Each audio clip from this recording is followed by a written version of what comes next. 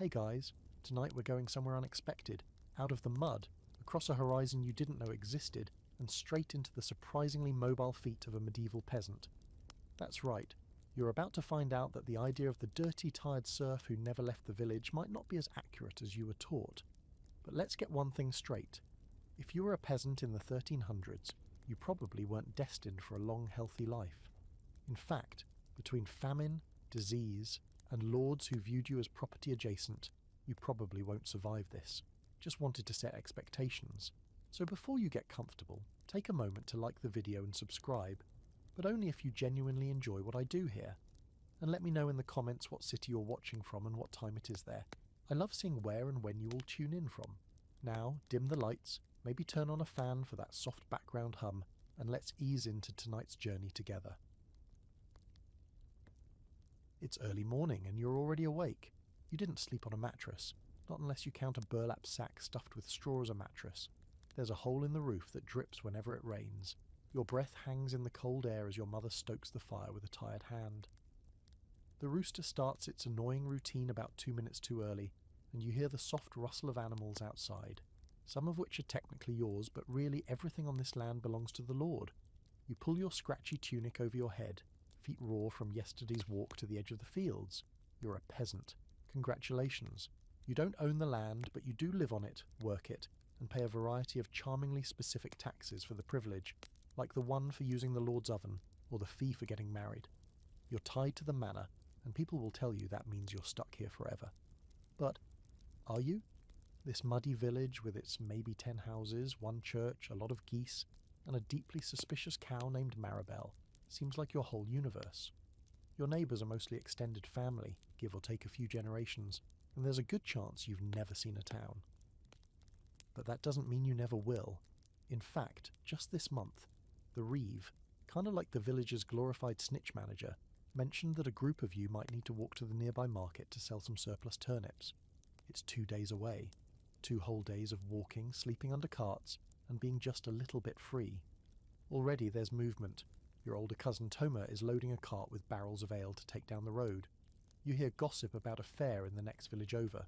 Your uncle once went on pilgrimage to Canterbury and still talks about it, even though that was 10 years ago and he came back limping. And wasn't there a girl from the next manor who left to become a servant in the city? These aren't rumours. They're real lives.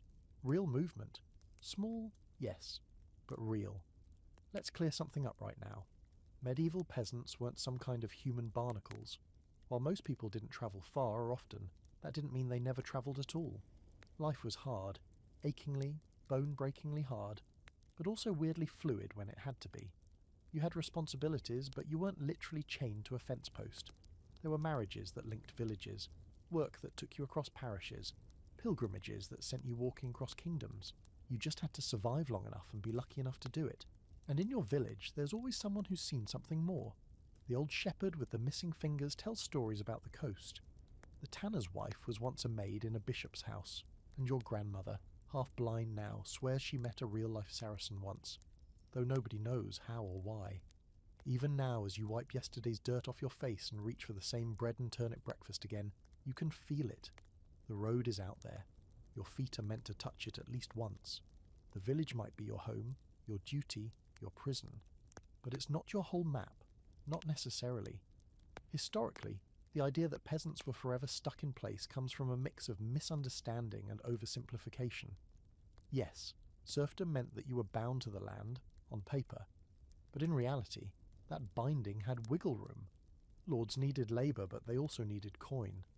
And if you paid the right fee, or made yourself useful elsewhere, you might be allowed, sometimes even encouraged, to leave.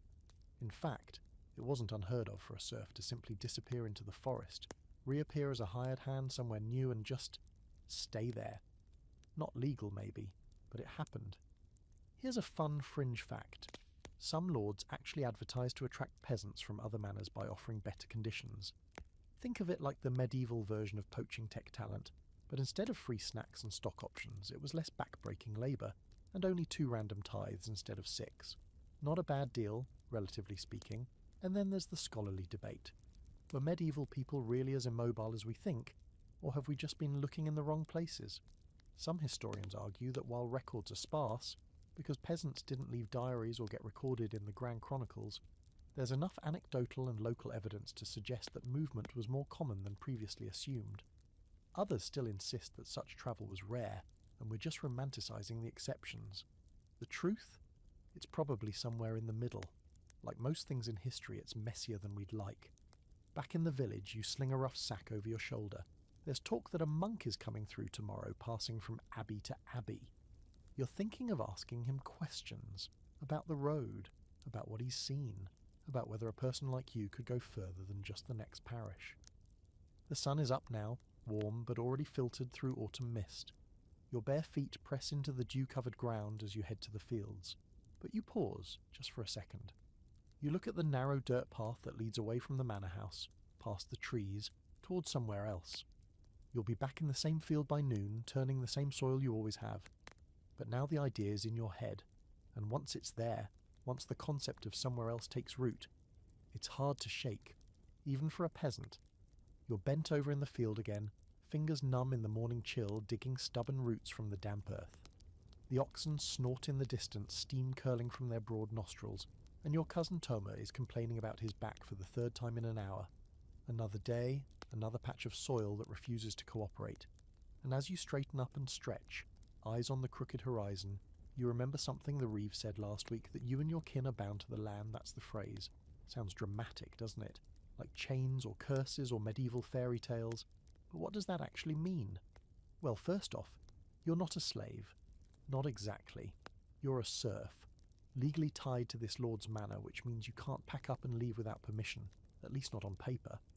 The land and your labour are linked. Your father ploughed this field, your grandfather died in it, and now you're here, presumably to do the same. The term villain might be tossed around when the steward is feeling fancy. It basically means tenant farmer with very few rights. You owe work, taxes and loyalty to the lord, and in return you get to live on his land. You don't own it, you just borrow it. Forever. But here's where it gets murky. Because while the law might say you're bound, life has a funny way of bending rules when it wants to. There's a difference between being legally tied to land and being physically incapable of leaving it, and in practice medieval peasants did move, through loopholes, by request, or even just by slipping away and hoping no one comes looking. Your neighbour, Alric, for example, he got loaned to a neighbouring manor 3 years ago. Technically, he was still part of this lord's household, but the arrangement had him working fields several miles east, and after a while he just stayed. The lord never really pressed the issue. Why would he? Labour's needed everywhere, and peasants are pretty interchangeable in the eyes of the nobility. As long as someone's tilling the earth and paying dues, nobody looks too closely at where they came from. And don't forget about merchant. That's the charming little tax you have to pay if your daughter wants to marry a man from another manor. Yep, even marriage is taxable, and it's not just a cash grab, it's a mechanism of control. Lords don't want their labour force walking off to other estates. But here's the thing, if your daughter does marry out and the fee is paid, she's gone, moved, relocated, so already there's movement baked into the system, even if it comes with a receipt. There's also the fact that lords weren't stupid. If your entire village gets wiped out by plague, hello Black Death, someone has to work the land, and if that means acquiring a few wayward peasants from a neighbouring manor, so be it. This is where the phrase, "he who does not work, does not eat," gets real. After the 14th century, the labour shortage was so intense that peasants had more leverage than ever before. Suddenly, mobility wasn't just possible, it was profitable. But let's rewind a bit. Before the plague, before the labour crisis, before everything started falling apart, was there really movement? Or are we just romanticising mud-splattered folks with zero travel experience? Because according to some scholars, the idea of total peasant immobility is more a product of 19th century historians than medieval truth. The Victorians, obsessed with order and structure, like to imagine the Middle Ages as this rigid feudal pyramid where everyone stayed in their place. Convenient, right, but not very accurate. Take court records, for example. There are documents that show disputes between lords over runaway serfs, which, surprise, means that serfs ran away. In fact, the fact that laws existed to punish or retrieve fugitives tells you something. This wasn't an unheard of occurrence. It happened often enough to be a problem. Some even had entire families slip away in the night, leaving behind half-finished fields and nosy neighbours with theories. The woods became passageways, the rivers, secret highways, and towns. Towns were chaos, perfect for vanishing into. There's even a fringe theory that the rise of some towns, especially new towns in 12th and 13th century England, was accelerated by these informal migrations, a kind of peasant brain drain, if you will. Historians still argue about it. Some say towns grew from trade and natural expansion. Others say towns were built on the backs of runaways and opportunists, fleeing the plough for the promise of anonymity and a wage. But not everyone who left did so illegally. There were legal paths too. Peasants could ask permission to leave, say to visit a dying relative or deliver goods. Others could strike bargains. Some lords even freed serfs entirely in exchange for service, coin or favour. It wasn't common, but it wasn't unheard of. The lines were blurry, and in those blurs people found a way. Of course, not every attempt ended in freedom. Some who fled were caught and punished, forced back, fined, beaten or branded as troublemakers. But even then, the punishment varied wildly depending on the local lord's temperament. Some turned a blind eye, others made examples, but no one could keep track of every peasant on every acre of land, especially when people started dropping from plagues like flies. Back in your village, it's midday. The sun is directly overhead, and your shirt is damp with sweat. You stop for a break near the trees, eating a rough hunk of bread and a questionable onion. The talk among the field hands today isn't about crops, but about the reeve's daughter. She wants to marry a boy from the next village over, and there's a quiet rumour the two of them are planning to run. No permission, no machie, just disappear. Someone snorts. Someone else says they won't make it 10 miles without being caught. But maybe they will. Maybe they'll slip into a merchant caravan or hide among the pilgrims passing through. Maybe they'll find a town, change their names, and start over. Stranger things have happened. And you, sitting in the shade with dirt under your nails and a belly only half full, you start to wonder, if others can leave, why not you? Is the land truly a cage, or just something you've never questioned? The mud beneath your feet might feel permanent, but history is full of footprints. Some of them start right where you're sitting now. The first time you hear about the fair, it's from a peddler with a lazy eye and a wagon that smells like pickled onions and goats. He's halfway through trying to sell your aunt a cracked comb and a set of wooden spoons when he lets it slip. There's a big gathering planned in the market town 2 days' walk west. Traders, musicians, animals you've never even seen before. Even a fire breather, he says, waving his hands as if that's a normal part of life. Comes from the south, eats coals, swears by St. Anthony. This might not sound like much, but in your world, a fair is the equivalent of a music festival, shopping mall, and religious gathering all rolled into one. And yes, peasants went to them. Not just once in a lifetime either. Sometimes every year if they could afford the time and the aching knees. You ask your uncle about it later, careful not to seem too eager. He squints at you like he's trying to read your thoughts through your forehead, then shrugs. If the Lord gives permission and the weather holds, we might take some cheese to trade, maybe a duck or two. That's all you need to hear. You're already picturing it. Bright tents, rowdy laughter, food that isn't made of cabbage or rye. Most of all, you're imagining distance. Real distance. 2 days of walking, 40 miles, a pilgrimage in miniature. The idea that medieval peasants never left their village collapses fast when you look at fairs. These weren't just local gatherings. Some were massive regional events, authorised by royal charter and scheduled with military precision. Towns like St. Ives, Boston, and Winchester in England hosted annual events that drew people from 100 miles away or more. Whole families would prepare for weeks, making goods to sell, packing food, figuring out how to survive the journey there and back. You'd have to ask the reeve for time off. That usually meant a few extra days of labour the week before to compensate, and maybe a good story to go along with your request. The last batch of cheese needs a higher paying buyer, you might say. There's a blessed relic passing through town too. Could be good luck. You have to make it sound like a duty, not a vacation. Medieval bosses, much like modern ones, don't love the idea of you taking time to relax. When you finally go, the road feels like a revelation. Dusty, yes. Full of flies and wagon ruts, also yes. But it's movement. You walk beside neighbours and distant cousins, everyone hauling small carts, sacks of grain or fidgety children. Your feet hurt by mile 5. By mile 10, you're wondering if the fair is actually real or just some kind of collective mirage. Then you see the tents on the horizon, bright splashes of red and green, flags snapping in the breeze, and the smell hits you like a holy vision. Roasting meat, sweat, hay, and cinnamon. Cinnamon, which you've only ever smelled in church incense. It's like the world got bigger while you weren't looking. Inside the fairgrounds, it's sensory chaos. A man is juggling knives while yelling about turnips. A goat wanders past with coloured ribbons braided into its fur. You spot a monk standing in front of a cart, arguing about the price of dried figs. And then there's the music. Drums, flutes, voices rising in 100 overlapping songs. Your head spins. It's glorious. You might trade some goods, sure, but there's more to this than commerce. Fairs were social hubs. People found spouses here, negotiated deals, hired themselves out for seasonal work.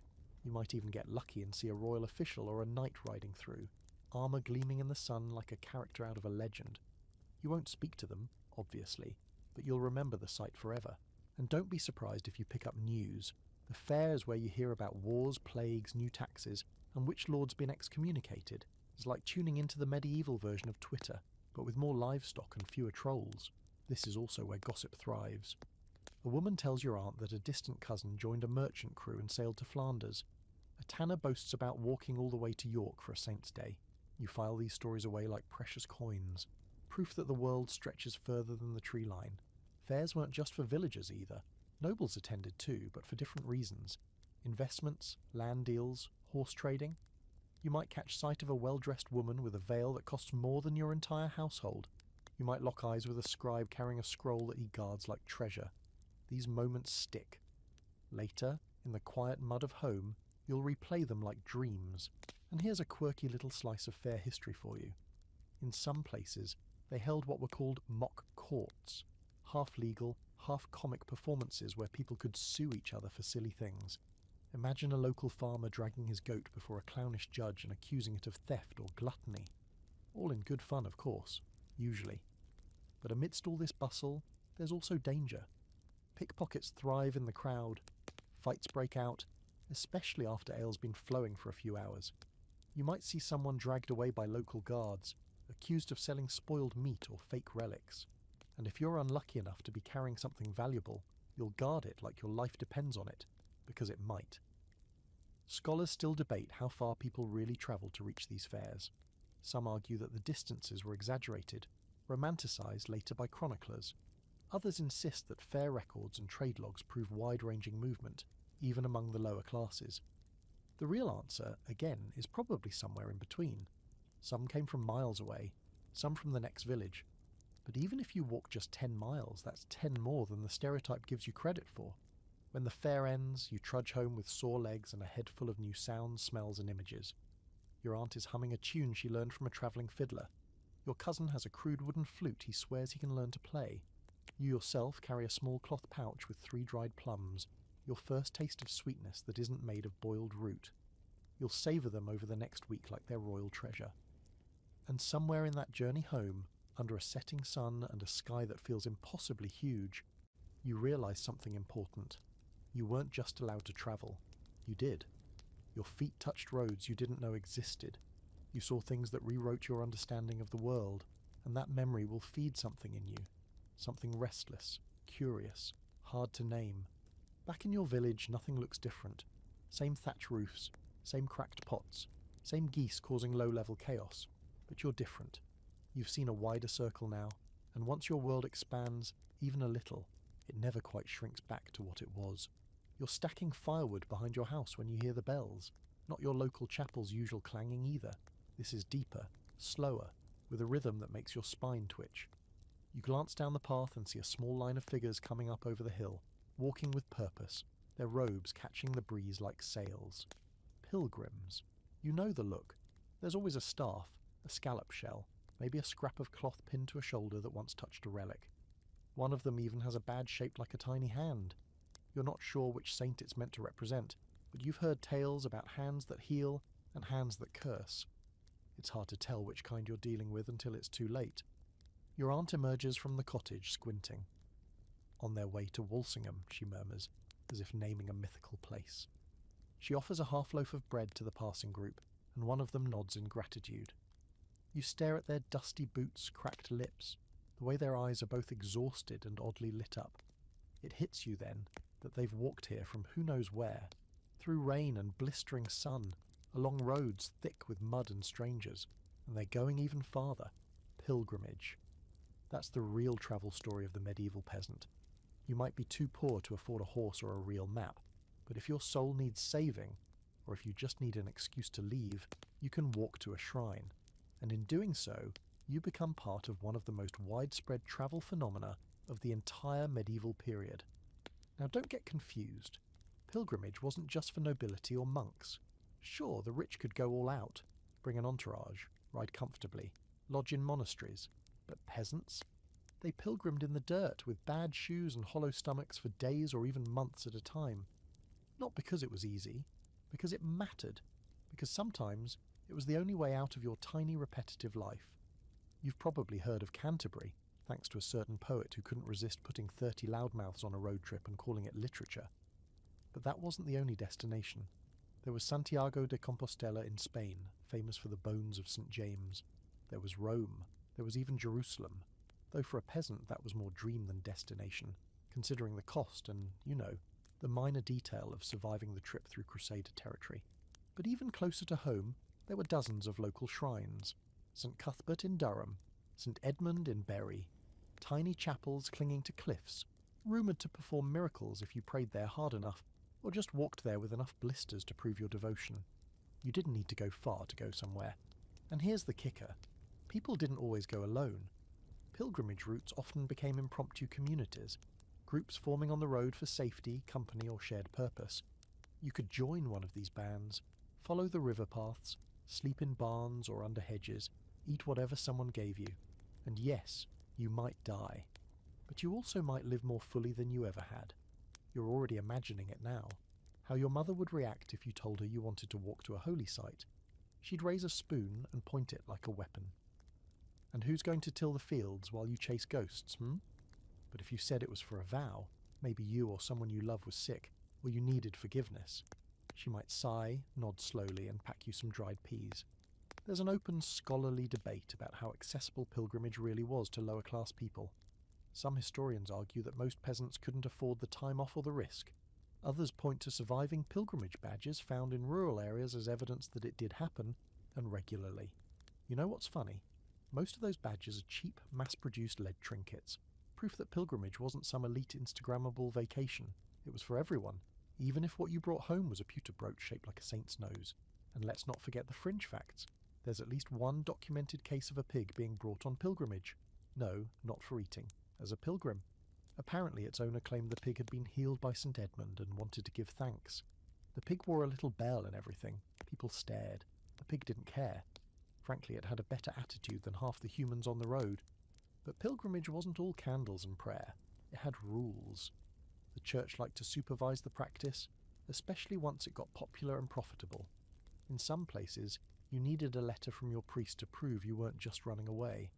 If you were a known troublemaker or debtor, you might be denied the right to go entirely. And some lords didn't appreciate losing their labour force to what they considered glorified sightseeing. Still, people went. For faith, for curiosity, for community, for penance, and sometimes, let's be honest, just to get out of town. The road offered a break in the cycle, a breath of air beyond the same four muddy walls.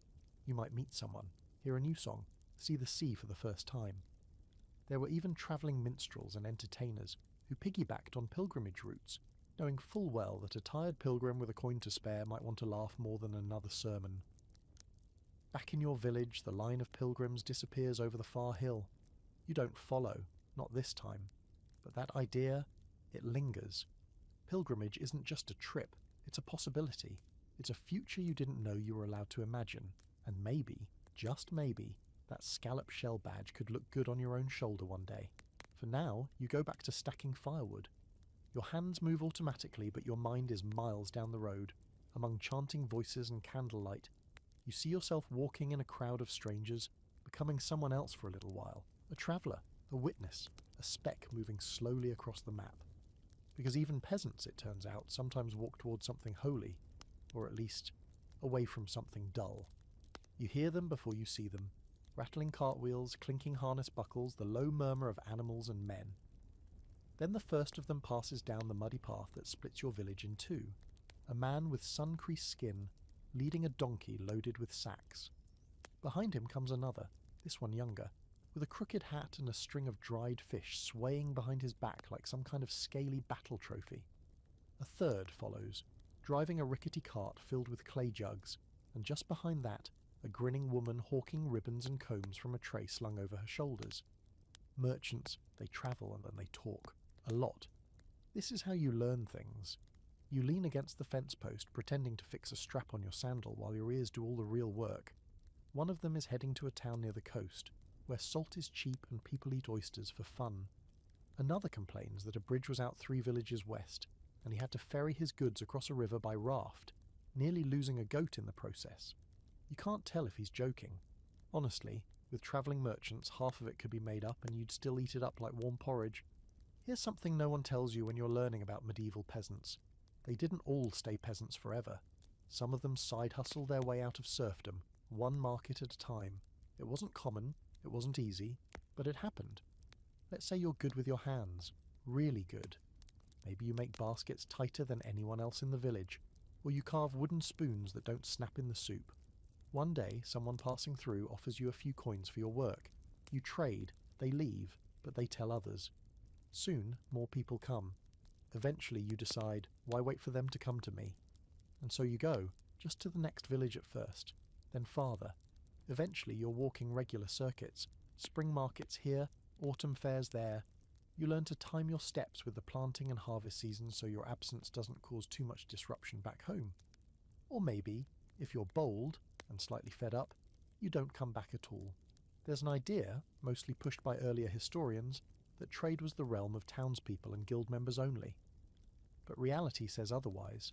Plenty of rural folks got involved in petty trade, carrying extra eggs, herbs, yarn, or wooden goods to nearby towns or fairs. You didn't need a license to carry a sack of onions. You just needed stamina, a bit of charm, and the ability to walk long distances while convincing people that your cabbage is better than the next guy's cabbage. Of course, there were risks. You could be fined if caught trading without permission, especially if you were technically still tied to a manor. Some lords got huffy about their peasants making coin on the side. Others looked the other way, especially if you paid a little extra in the form of goods or favours. The line between peasant and peddler was muddy, literally. There's a lesser-known debate among scholars about the economic agency of peasants, how much control they actually had over their livelihoods. Some argue that manorial records show surprising levels of side income from craft and trade. Others say those examples are rare and don't reflect the majority. Either way, it's clear that movement and trade were happening at levels higher than the traditional mud-locked serf narrative implies. And then you've got the real legends, the ones who started as peasants but ended up full-blown merchants. These are the outliers, the son of a carpenter who sells horses in 3 counties, the alewife who ends up with enough silver to buy herself out of bondage. Some towns even had bylaws that said if you lived there a year and a day without being claimed by a lord, you became a free person. So, technically, all you had to do was run, hide in plain sight, sell enough apples, and keep your head down for 12 months. Easy, right? Fringe fact of the night. There's a recorded case from the 13th century France of a former peasant who made his fortune selling eels. Yep, slippery, wriggling swamp noodles. Apparently he knew the perfect marshes and had a system for transporting them in barrels packed with wet moss. He cornered a niche market and made enough money to buy a small home in a market town and marry a widow with 2 chickens and a roof that didn't leak. Peasant to ill baron, truly inspiring. You imagine this now as you watch the last of the traders pass.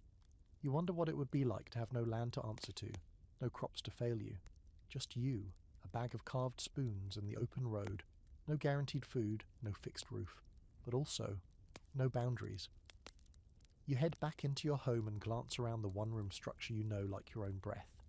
Everything here is familiar, safe, expected, and a little suffocating. You pick up a small scrap of cloth you've been working on, threaded with tiny embroidered patterns, and you think, maybe someone in the next village would pay for this. Maybe that's how it starts. Peasant life isn't only about obedience and stagnation.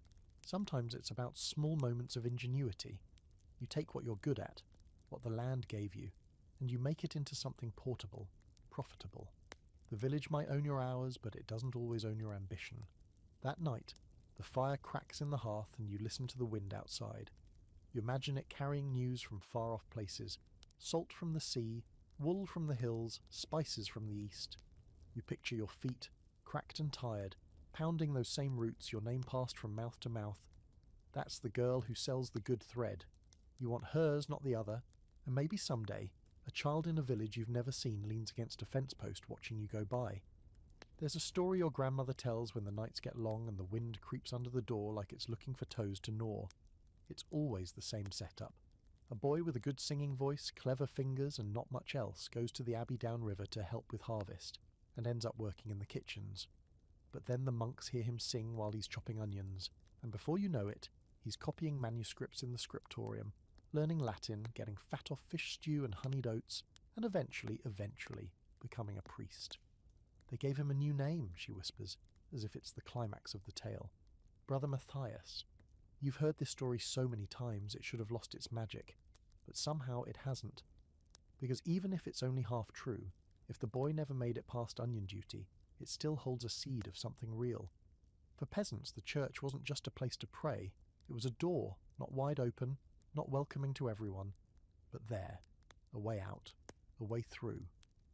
You think about that now as you walk past the village chapel, a small stone building with a leaning cross and a patchy roof.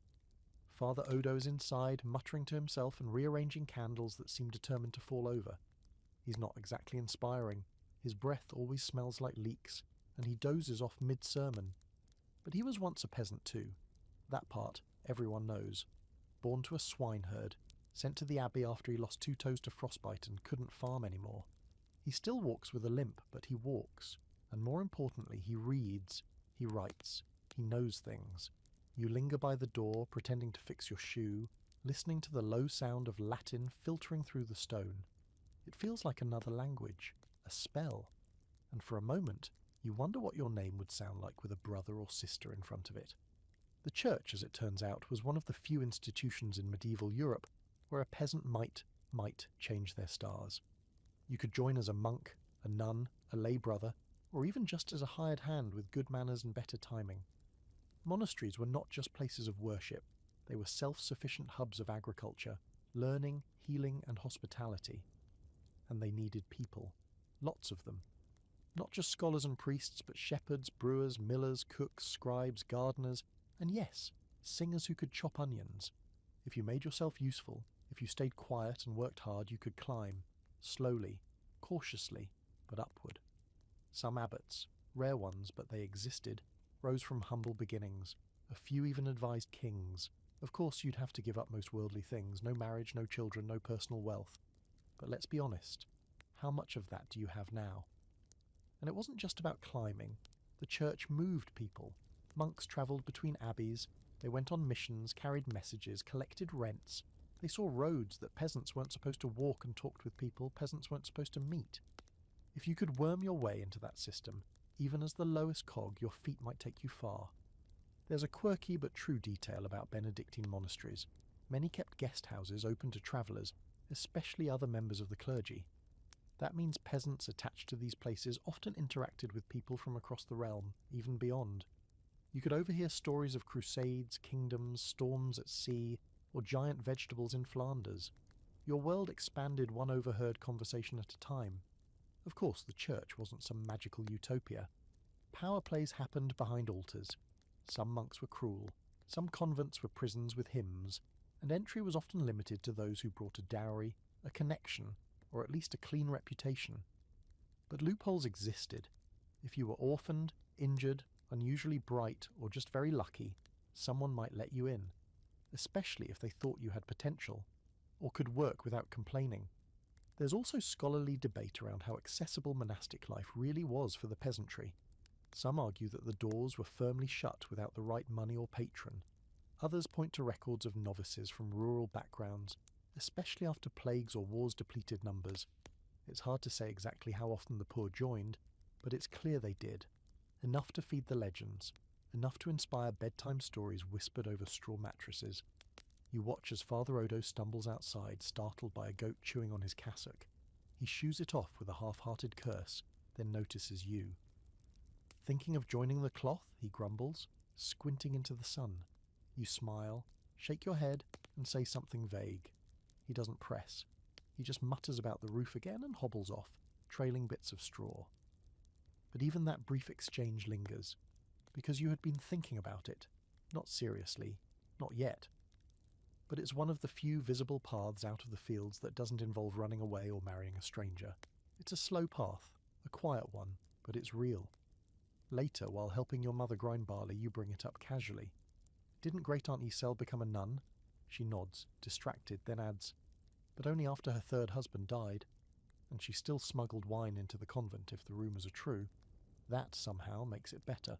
You fall asleep that night with Gregorian chants in your head, mixing with the rustle of leaves and the distant bleat of sheep. You dream of cloisters and candlelight, ink-stained fingers and hushed footsteps on stone. You see a long row that starts in a tiny village and ends somewhere bright. It's not your path, not yet, maybe never, but it exists, and for a peasant that's more than most people think. You wake to shouting, not the usual argument over whose goose wandered into whose garden, but something sharper, more urgent. You scramble to your feet and peek outside. There's a man at the edge of the village, helmet askew, armour battered, horse limping, barking orders like he owns the place. Beside him, 2 soldiers with spears stand guard over a pile of scrolls and lists, and just like that, you know what's coming. The levy. The king's war machine has found your village again, and this time it's hungry for bodies. Conscription isn't exactly new. Every few years, someone with a crown or a grudge decides they need more men to go fight other men somewhere you've never heard of. Normandy, Scotland, Wales. You barely know what's 5 miles outside your village, let alone which direction Normandy lies in. But none of that matters. If your name is called, you're going, and no one asks if you want to. You huddle with your neighbours, waiting for the steward to read the list aloud.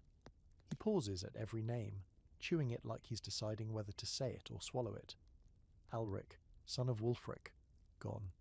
Toma, of the lower field, gone. You feel your stomach twist when your cousin grips your arm. If they call me, he whispers, tell my mother I want the dog. You nod, because what else do you say? When your name isn't called, you feel 2 things at once, overwhelming relief and a strange flicker of guilt. You're spared, for now. But those who are chosen, they'll be on the road tomorrow, trudging towards some battlefield that smells of sweat, iron, and dying dreams. It's easy to think of peasants as static, unmoving. But war moved them, frequently, and not just the willing. Kings relied heavily on conscripted labour, bowmen, foot soldiers, supply train drivers, baggage handlers. Most didn't have armour, many didn't even have shoes. You'd get a polearm, a scrap of cloth with a crest on it, and a promise that if you survived you'd come home a hero. Spoiler, most didn't. Still, war was a form of travel, brutal and unforgiving though it was. Some peasants saw France, or parts of it anyway. Muddy fields, burned out towns, castles that looked like something out of a dream, and not the good kind. Others were marched across the Scottish borders into lands where the wind carried accents so thick you could barely tell if they were words or curses. And the irony? Some who were taken never came back because they didn't want to. They deserted, disappeared into new towns, started new lives. Yes, it was illegal, dangerous, but it happened. And in that terrifying chaos of wartime with lords dead and paperwork lost, who was going to stop them? There's even a fringe theory, held by a few overly optimistic scholars, that war acted as an engine of accidental social mobility. The idea is that a particularly skilled archer or brave footman might be knighted, or at least rewarded, maybe given land. But here's the truth. That was rare. Mostly peasants got glory in the form of a slightly slower death and a wooden grave marker that said, some guy who died screaming. Still, war changed things, even for those who came back.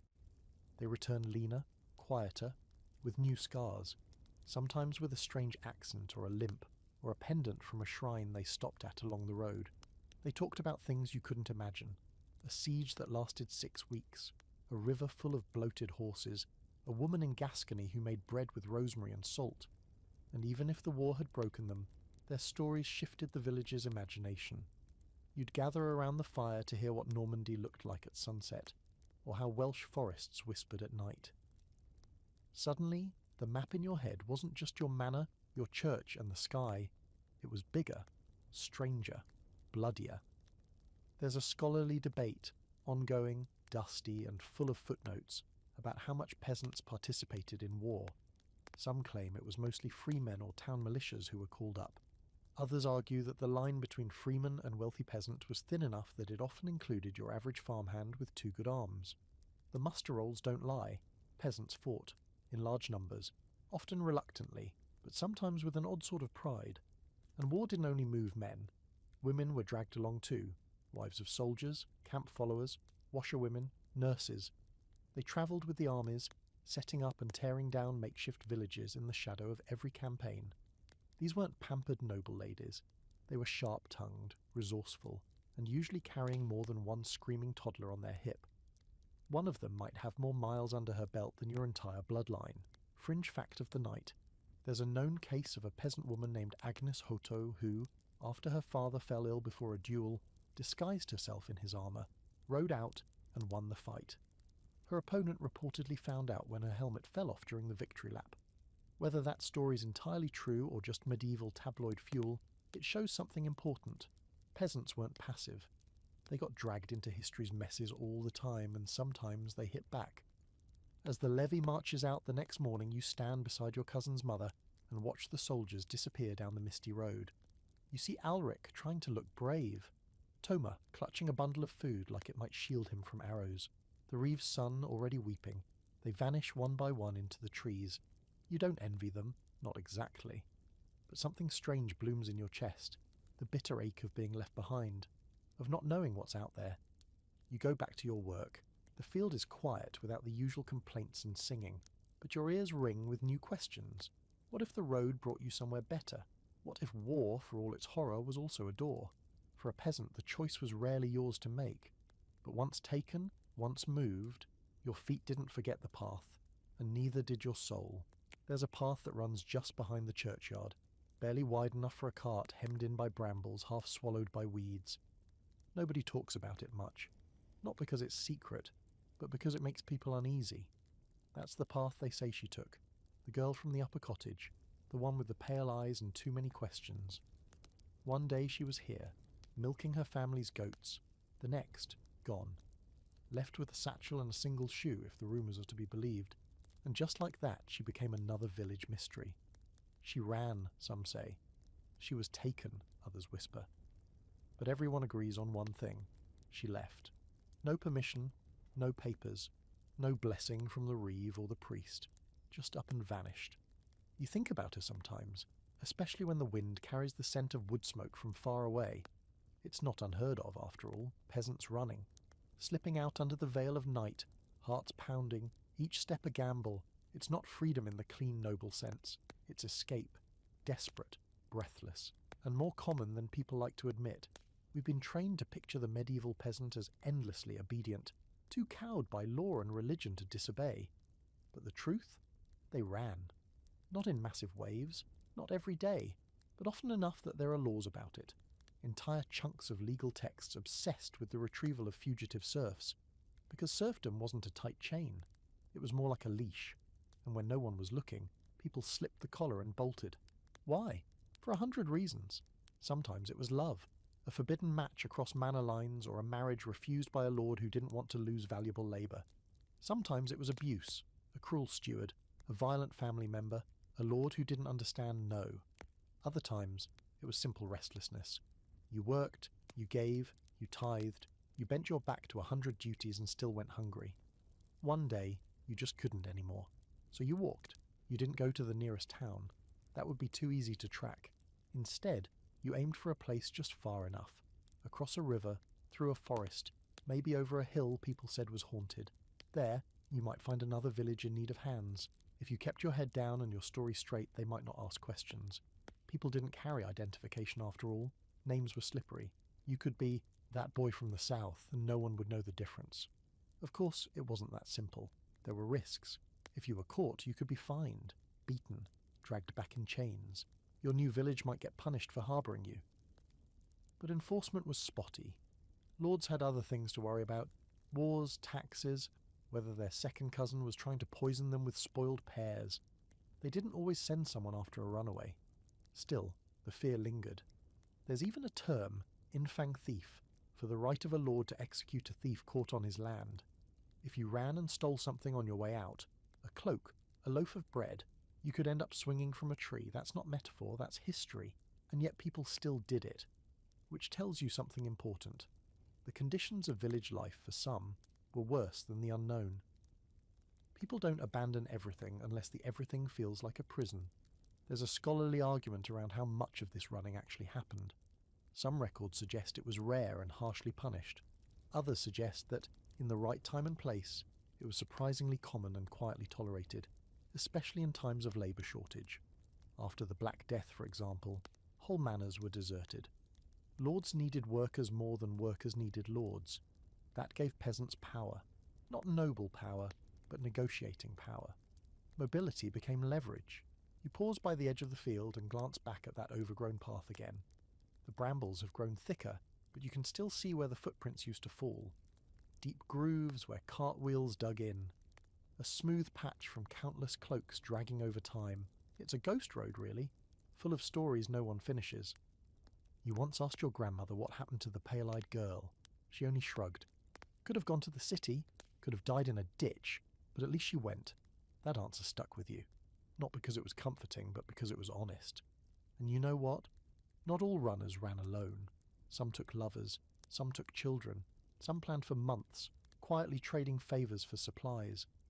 There are tales of entire families disappearing under cover of fog.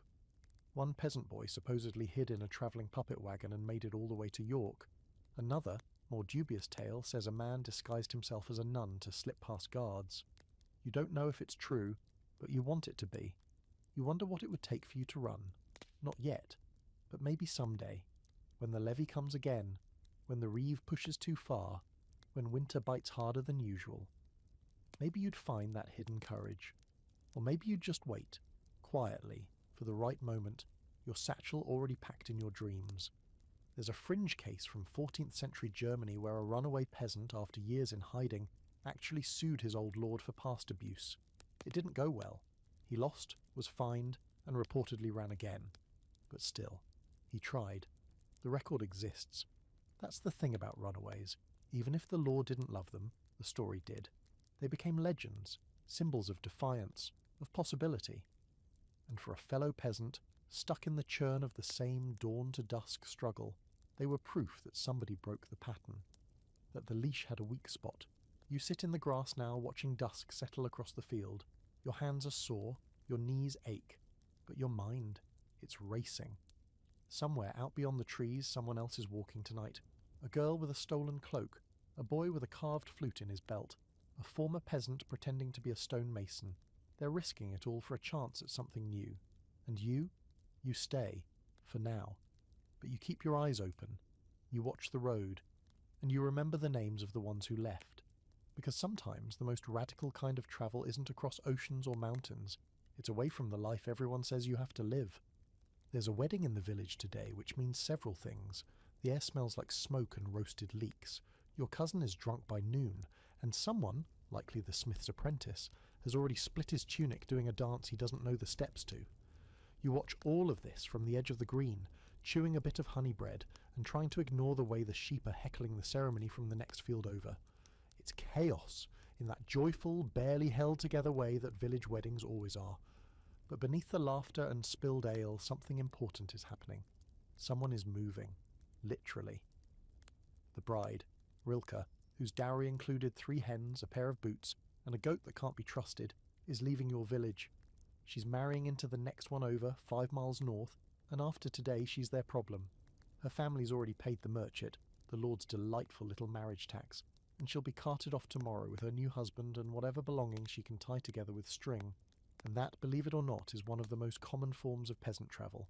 Marriage, not pilgrimages, not fairs, not wars, just good old-fashioned matrimony.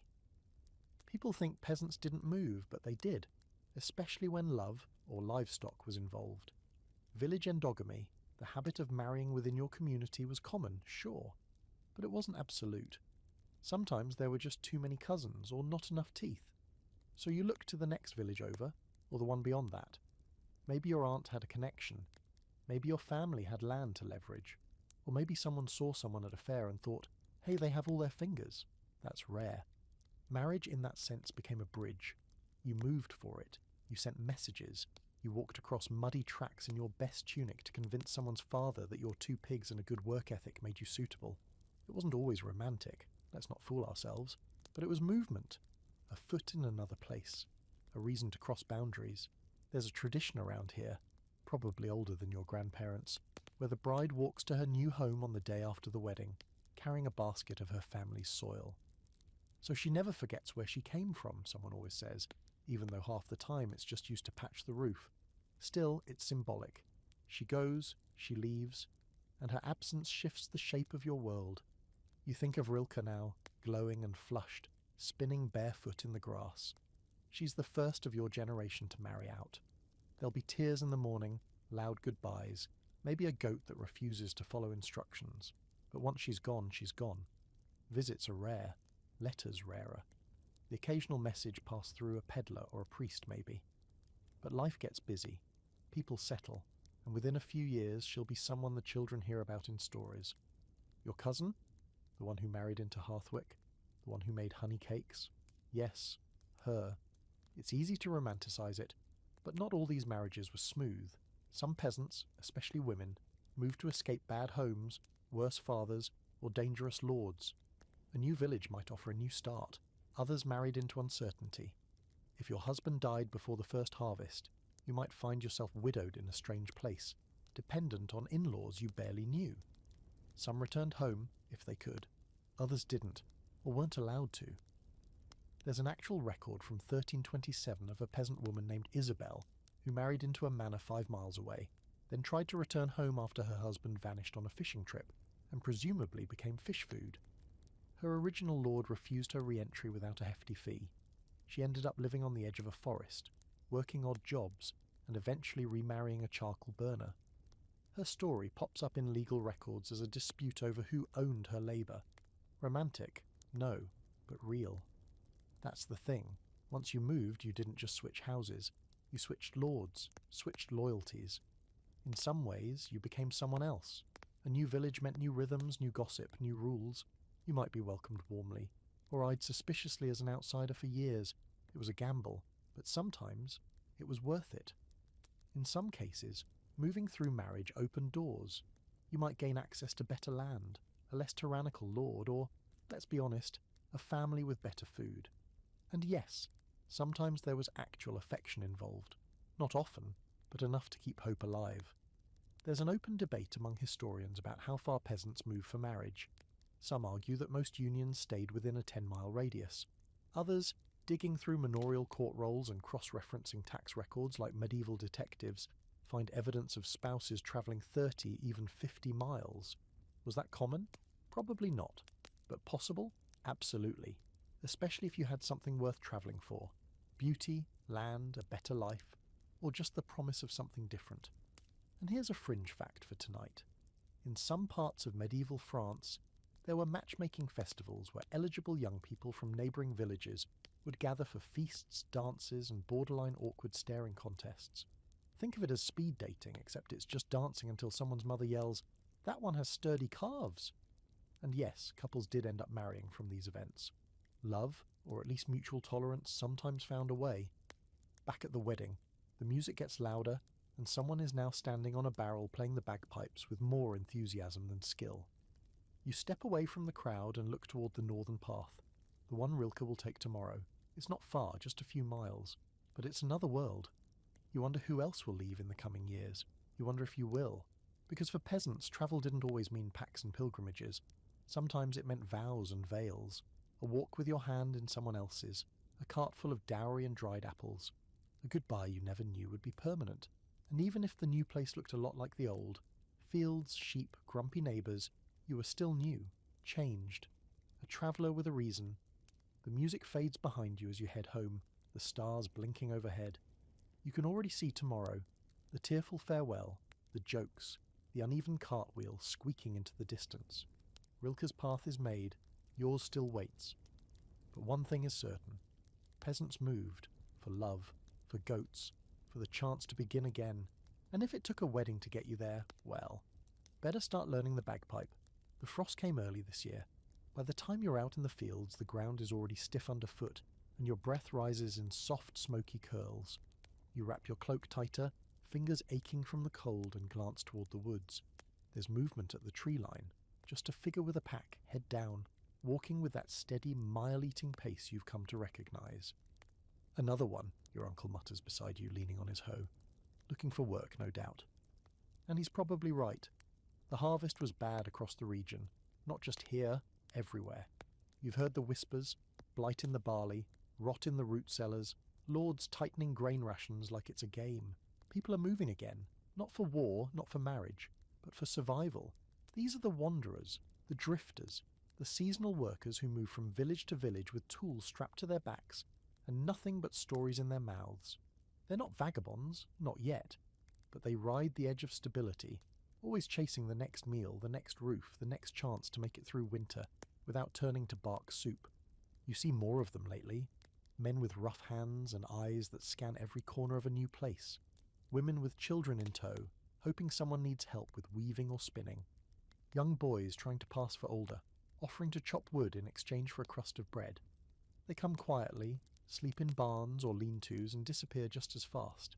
And here's the thing. Most of them used to be just like you, tied to a village, a field, a name in a ledger. But something broke. Maybe their lord died and the manor collapsed. Maybe plague came and took half the workers. Maybe there was a bad debt or a worse marriage, and instead of staying and starving, they walked. Some seasonal workers follow the rhythms of the land. In spring, they head north where the planting starts later. In summer, they find villages behind on repairs. In autumn, they arrive just in time for the harvest, strong arms, silent mouths, ready to work. No questions asked, no answers given. Then winter comes, and they scatter like birds, hoping to roost somewhere with a hearth and no wolves. It's not a glamorous life, but it's a mobile one, and if you're smart, if you watch and learn, it can be survivable.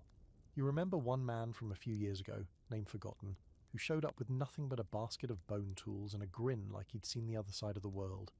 He mended sickles faster than anyone you'd ever seen, made charms too, carved little animals that the children carried like talismans, stayed 3 weeks, then vanished. Left behind a rumour that he was once a monk or a thief or both. But what stuck with you was how far he'd been. Saw the sea once, he'd said, holding a rusty nail like it was sacred. Smelled like dead fish and freedom. There's a scholarly debate about how structured this seasonal work really was. Some say it was mostly local, 10 miles here, 15 there, just enough to be useful, not enough to threaten the manorial system. Others argue there was a whole hidden economy of travelling peasants who formed informal networks, knowing which villages were generous, which lords overlooked paperwork, which roads were safest. An underground map drawn only in stories and memory. And in years like this one, cold, lean, uncertain, that knowledge becomes everything. Today, after your chores are done, you see one of the wanderers near the granary speaking with the steward. She's young, maybe 16, with a basket slung over one shoulder and a dagger tied at her waist with a bit of rope. She keeps her back straight, voice low, posture respectful, but you can see the hunger in her eyes, the exhaustion in her bones. She's allowed to stay the night in the storage shed, and in exchange she'll help patch a section of thatch roof tomorrow. You bring her a bit of stew, even though it means less for you. She nods, accepts it wordlessly, and eats like someone who's learned not to savour, just to get it down. When she finally speaks, her voice is rough. Came from the east. Fields there are dust. You ask if she has family. She just shakes her head. You don't ask again. Later, as you lie in your own straw bed, belly only half full, you think about her, about all the feet passing in the dark. You imagine the road as a long ribbon, winding through frost-covered hills and sleeping villages, carrying the weary and the willing alike. You wonder what it's like to live like that, to never quite belong anywhere, but also never be trapped. You're still technically a villain, bound to this manor, to this lord, to this life, but you also know the rules bend when the world shifts, and right now the world is shifting. Hunger does that. It cracks open the walls and lets the wanderers in. Not everyone sees them kindly. Some call them thieves, vagrants, a threat. There are laws now in some places, branding marks for sturdy beggars, forced labour sentences, penalties for sheltering strangers. The powers that be don't like movement they can't track. They fear instability. But the land doesn't care. It opens when it must. It lets people walk. Here's a fringe fact to chew on. In parts of medieval Eastern Europe, whole villages were sometimes emptied out by famine or war, and nearby lords would advertise for settlers, peasants willing to come and repopulate the area in exchange for better rights, lower rents, or even personal freedom. Migration by desperation, incentivized by tragedy.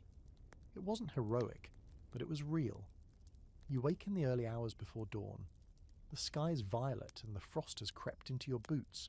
The girl is already gone, shed door cracked open, her footprints leading down the same path the sun will rise on.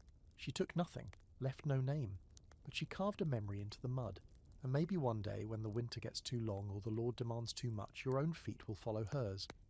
Because for some peasants, travel isn't a choice. It's the only way left to keep going. You remember the story because it didn't make sense, not at first. It was told by your great-uncle during a long winter evening, when the fire was low and the stew was mostly water. He spoke of his cousin, the miller's son, who left the village when he was just 12, wandered off with a group of monks and somehow ended up in Italy. At the time, you barely knew what Italy was. Still don't really. But he said it with a weight, like it was another world entirely, a place of white buildings and silver towers, where the bread never went stale and the wine was redder than blood. No one believed him. Not really. They all laughed and rolled their eyes, the way people do when they're pretending they're not impressed. Italy, they'd scoff, as if a boy from here could even find the coast.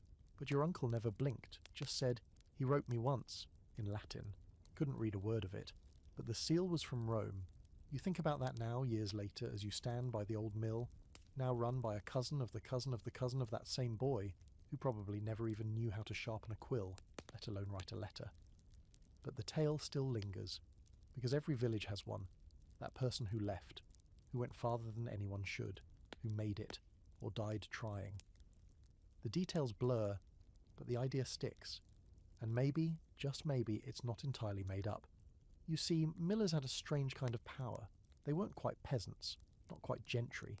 They operated on the edge of both worlds, needed for their skill, tolerated for their independence. The village relied on them, but never entirely trusted them. And that odd space often meant their children were allowed, expected even, to aim higher, to apprentice somewhere new, to travel, to disappear. So it's not impossible that a miller's boy could have joined a religious order, or a merchant caravan, or found work as a scribe's assistant, and from there, well, roads lead somewhere. Even if you start in a place where the pigs outnumber the books, there are documented cases, real ones, of peasants from England, France, and the Low Countries ending up across Europe. Some followed their lords into foreign campaigns and stayed. Others were scooped up as choir boys, altar servers, cooks, or labourers, and a few had that rare mix of luck, charm, and timing. They found their way into city households, learned to read, learned to trade, became someone else entirely. There's one especially odd record from the 14th century of a Flemish peasant who ended up working as a cook in Avignon during the time of the papal court. Avignon, where popes dined under painted ceilings and argued about theology with their mouths full of venison. The peasant didn't last long, apparently, got caught stealing dried figs, but the point remains, he got there. This is the fringe fact for the night. Movement could snowball. One trip to a fair could become an apprenticeship in a town. One delivery to a monastery could end with you riding in a merchant's wagon to the coast, and then a ship, a city, a language you don't understand. Suddenly your name is something foreign in someone else's mouth, and all because one day you walked away from a mill. It's tempting to say these stories were rare, and they were. Most peasants lived and died within 20 miles of their birthplace, but not all, and even one peasant in 1,000 breaking that pattern was enough to plant the seed in everyone else's mind, because if he made it to Italy, why not you? There's a scholarly dispute about how far these exceptional cases should be used to represent the broader peasant experience. One camp argues that focusing on them distorts the reality of medieval stasis. The other says that without these stories we lose sight of peasant agency, that even in a rigid world individuals carved out astonishing paths. Back in your village the mill's wheel groans with the weight of wet grain, and the air smells like chaff and old wood. A boy about your age is loading sacks into a cart, humming to himself. You ask him if he's ever heard the story about the cousin who went to Italy. He nods without turning. Everyone's got a cousin who went to Italy, he says. Then he glances at you, smirks, and adds, but not everyone's got the guts to try. That night you lie awake and imagine the road. Not the road to the next village, but the big one. The one that twists past towns you've only heard in the mouths of strangers. Rouen, Lyon, Florence. Names that taste like coins and wine and warm bread. You picture walking past olive trees, seeing water so blue it doesn't seem real. Maybe you'd work in a kitchen.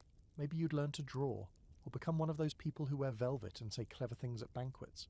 You know it's a dream, a soft one, the kind that unravels with morning light. But you also know something else. The miller's son left. Maybe not all the way to Italy, maybe not to Rome, but he went somewhere, and that's more than most. So the next time a traveller passes through with strange shoes and a sunburn that smells foreign, you'll ask a question, you'll offer help, you'll listen. Because maybe, just maybe, they've seen something that could change your map. And when they walk away down the long road, you'll feel that tug in your chest again, the one that whispers, it's possible. You could go too. Just one choice, one chance. Even if all you've got is a loaf of bread and the name of a cousin who once wrote from Italy. There's a commotion in the village square today, which is saying something, considering it's usually just chickens and a guy named Osbert yelling about geese that don't belong to him. But this is different. A small cart has arrived, drawn by a patient-looking donkey, and led by a man in a wide-brimmed hat covered in pins and brooches. He's got a crooked grin, a wheezy laugh, and something carefully wrapped in embroidered cloth sitting right at the centre of the cart like it's made of gold. You edge closer, trying to see. Someone near the front whispers reverently, "A relic."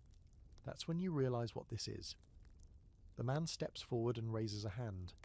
"Behold," he says, with far too much drama for someone wearing boots with holes in them, "the toe of St. Hadelinus. Blessed be his name, the toe of a saint, right here in your village." A gasp ripples through the crowd, followed by the loud and immediate clunk of someone dropping a coin into the man's little wooden box. You have to admire the commitment.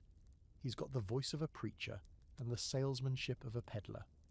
He explains that the relic has travelled from a monastery 200 miles away, and that all who look upon it, or at least pay to, will receive a blessing, mild healing, and possibly more bountiful turnips. And you know what? People believe him. Not because they're foolish, but because they want to. Because life is hard and wet and repetitive, and sometimes the idea that a saint's preserved toe is travelling the countryside giving out miracles is exactly the kind of ridiculous hope you need. Relic tourism, that's the name modern people give to it. But back then, it was just what you did. You make your offering and shuffle forward. The man unwraps the cloth slowly, dramatically, until you're staring at a small yellowed toe bone nestled in velvet. It's grotesque, and also somehow moving. You don't feel any lightning bolt of divine intervention, but there's something about it, something ancient beyond understanding. You nod, step back, and let the next pilgrim come forward. Here's the thing, you wouldn't have had to wait for the relic to come to you. Many people, yes, even peasants, went to the relics. It wasn't just a religious experience, it was an event. Monasteries and cathedrals built entire tourism economies around their sacred bits and pieces. Bones, teeth, skulls, hair, a vial of holy blood that looked suspiciously like old wine. It didn't matter. If people believed it, they would come, and they did. For a peasant, walking to see a relic could be the most significant journey of their life. It might mean 2 days of travel, or 20. You'd sleep in stables, beg food from strangers, and probably get at least one blister that turns into a lifelong scar. But you'd do it, because the soul needed it. Because you heard a miracle happened there once. Because your cousin's back pain hasn't gone away in 5 years, and you'd try anything at this point. Some of these sites were local, saints who died nearby or churches with a special statue. Others became continental destinations. The bones of St. James in Santiago de Compostela drew thousands. The Crown of Thorns in Paris, St. Catherine's Finger in Rouen. Pilgrimage and relic seeking blurred into one another, and relics moved too. Sometimes by official procession, other times not so officially. Fringe fact of the day, relic theft was a thing. Monks and churchmen would literally sneak into other monasteries and steal relics to bring glory, and crowds to their own institutions. The most famous example, the monks of St. Denis reportedly stole the bones of St. Benedict from Monte Cassino and paraded them triumphantly through the streets. It was essentially a holy heist, and ironically, it worked. Back in your village, the relic cart stays through evening. The man gives a little sermon under the stars, throws in a few jokes, and sells bits of cloth blessed by the toe for half a penny apiece. You watch as people who spent all day groaning about their backs suddenly kneel in the mud, hands clasped. Some of them cry, some just look tired, but everyone walks away a little lighter. That's what travel for relics really was, hope on foot. There's a scholarly debate over how much of this was true belief versus superstition or marketing. Were people genuinely changed by these pilgrimages, or was it just a distraction from hard lives? Some historians argue relics were tools of church control, little more than spiritual carrots. Others say that for peasants, who had no access to books or formal theology, touching a saint's toe was as close to the divine as they could get. And in a world where so much was out of your control, weather, lords, disease, death, that connection mattered. You go to bed that night thinking about the toe, not the bone itself, but the fact that it travelled, that someone, somewhere, wrapped it in velvet and took it on the road, that it crossed rivers and forests and reached you, and maybe one day you'll go to it. Because faith isn't just about belief. Sometimes it's about movement, about stepping outside your village for the first time and walking towards something invisible but powerful, even if that something is shaped like a big toe. The road has no name, no signpost, no neat border that says, "Here begins the rest of the world." It just is. A pale, worn track that snakes out past the manor fields, into the woods, and then on and on, probably to another village, possibly to a market town, maybe even to the sea, if your imagination is feeling bold. You've walked parts of it, maybe 10 miles at most. But beyond that, it disappears into guesswork. Today, though, you're not walking it. You're sitting on a stump near the edge of the field, watching your younger brother point at the horizon and confidently claim that Paris is that way. Which would be impressive if you weren't facing east, and also if he knew what Paris was. He's holding a stick like it's a sword and drawing something in the dirt, lines, hills, tiny rivers, and what may or may not be a dragon. This is where the king lives, he says, and this is the mountain full of witches. And here, this here is where you fall off the edge of the world if you keep walking. You laugh, but only a little, because while your brother's drawing looks like a child's fantasy, it's not that far off from how most people in the village imagine the world. See, peasants didn't have maps the way you'd think of them. They didn't grow up with atlases or travel guides, but that doesn't mean they didn't have mental maps, rich, strange, and incredibly detailed in the ways that mattered most. Your world, for example, has edges. You know where the woods begin, where the good path crosses the marsh, where the village with the rude dogs lies. You know the best way to sneak into the lower field when you're avoiding the reeve. You might not know the names of distant cities, but you know places. Medieval peasant geography was practical. It was memory, story, and pattern. You learned from travellers, from gossip, from a cousin who went too far one day chasing a loose pig and came back with a story about a one-eyed farmer who talked to trees. Directions were given with landmarks, not distances. Take the path past the broken cross where the oak splits into 3. That's how you navigated, not with a compass, but with breadcrumbs of lived experience. In fact, many people believe peasants were directionless and ignorant of geography, but that's just modern arrogance talking. You didn't need a map drawn in ink when you had a mental one carved by necessity. You knew which villages were friendly and which weren't, where you might find shelter and where you'd find a pitchfork to the ribs. You didn't know the curvature of the earth, but you could recite every dip and rise in the road between here and the nearest market stall. There's even evidence that peasant oral traditions, songs, folk tales, riddles, served as navigational tools. A ballad might mention a silver river 3 nights wide, and a hill where stars do not shine, which sounds like nonsense until you realise it's describing a moonless path along the marshlands near Hearthwick. In other words, fairy tales doubled as GPS. Still, without formal education, most peasants couldn't draw what they knew. So when churchmen or scribes came around with parchment and ink, asking where one manor began and another ended, the peasantry's contribution was mostly verbal. Well, if you go where the sun touches the field at dusk, turn left at the cursed stump, and walk till your knees ache, that's where their land starts. It's not precise, but it works. And sometimes things get added. You've heard rumours, half fantasy, half hearsay, about distant lands where people wear feathers instead of clothes, or sleep in trees, or eat nothing but apples dipped in gold. Some of these stories come from returning pilgrims, some come from peddlers, some you suspect are completely made up by someone bored on a rainy afternoon. But it doesn't matter.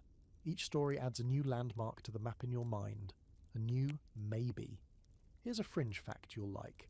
There's a surviving 13th century English map called the Guff Map, and while it's astonishingly detailed for its time, it's also weird.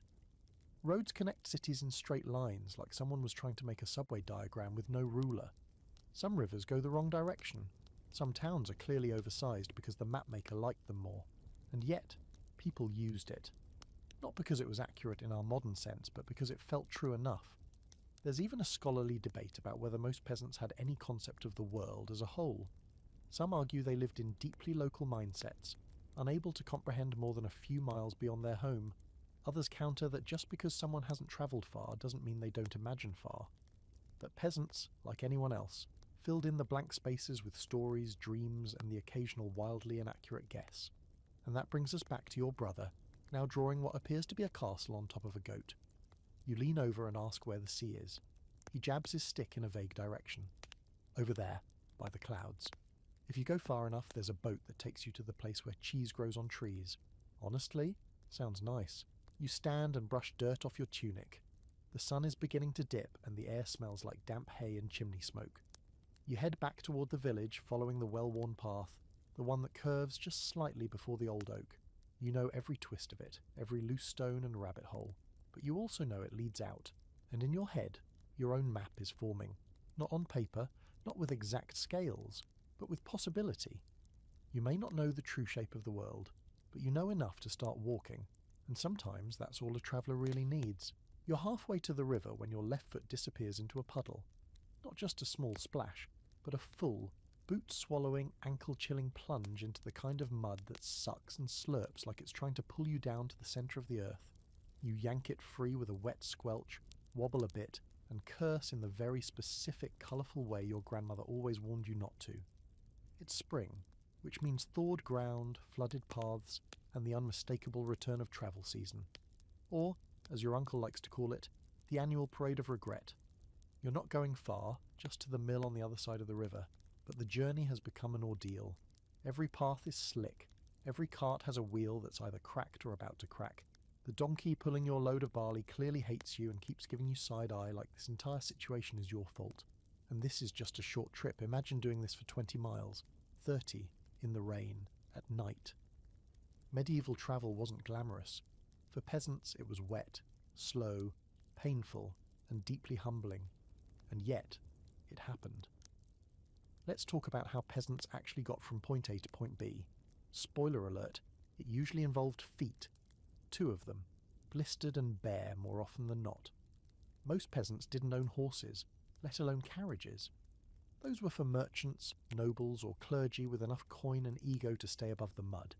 You walked. Or if you were lucky, hitched a ride on someone else's cart, preferably one that hadn't lost a wheel in the last week. Carts were common but limited. The roads were so bad in many regions that dragging a cart over them felt like a punishment more than a convenience. Dirt tracks, full of ruts and rocks, often turned into rivers after a single rain. And forget signage. If you didn't know the way, you'd better hope someone nearby did, or that the next traveller you met wasn't drunk, lost, or both. In some places, especially around marshes and river valleys, small boats became the fastest option. If you lived near a navigable waterway, you had access to a kind of peasant highway. Boats could carry goods, people, animals, and gossip much faster than oxen could manage. But rivers came with their own risks, flooding, bandits, and the ever-present possibility of drowning, because someone thought they could row with one oar and a prayer. As for animals, donkeys and mules were the workhorses of peasant travel. Literally. They were cheaper than horses, sturdier, and far less dramatic. A good donkey could walk for days, carrying firewood, cheese, tools, or even the occasional in-law. Oxen were too slow for long distances, and pigs, while portable, were not exactly cooperative companions. There's a reason no one writes heroic epics about pig caravans. Still, you may do. You wrapped your feet in cloth if you had no shoes. You packed bread, dried beans, and maybe a bit of salt pork if you were flush. You carried a knife, not for war but for bread cutting, self-defense, and general life management. And if you had a walking stick, you used it for balance, herding, and occasionally smacking anyone who tried to take your sack of onions. There's a running scholarly debate about whether medieval roads were as horrific as we imagine, or if we've exaggerated their terribleness based on a few dramatic sources.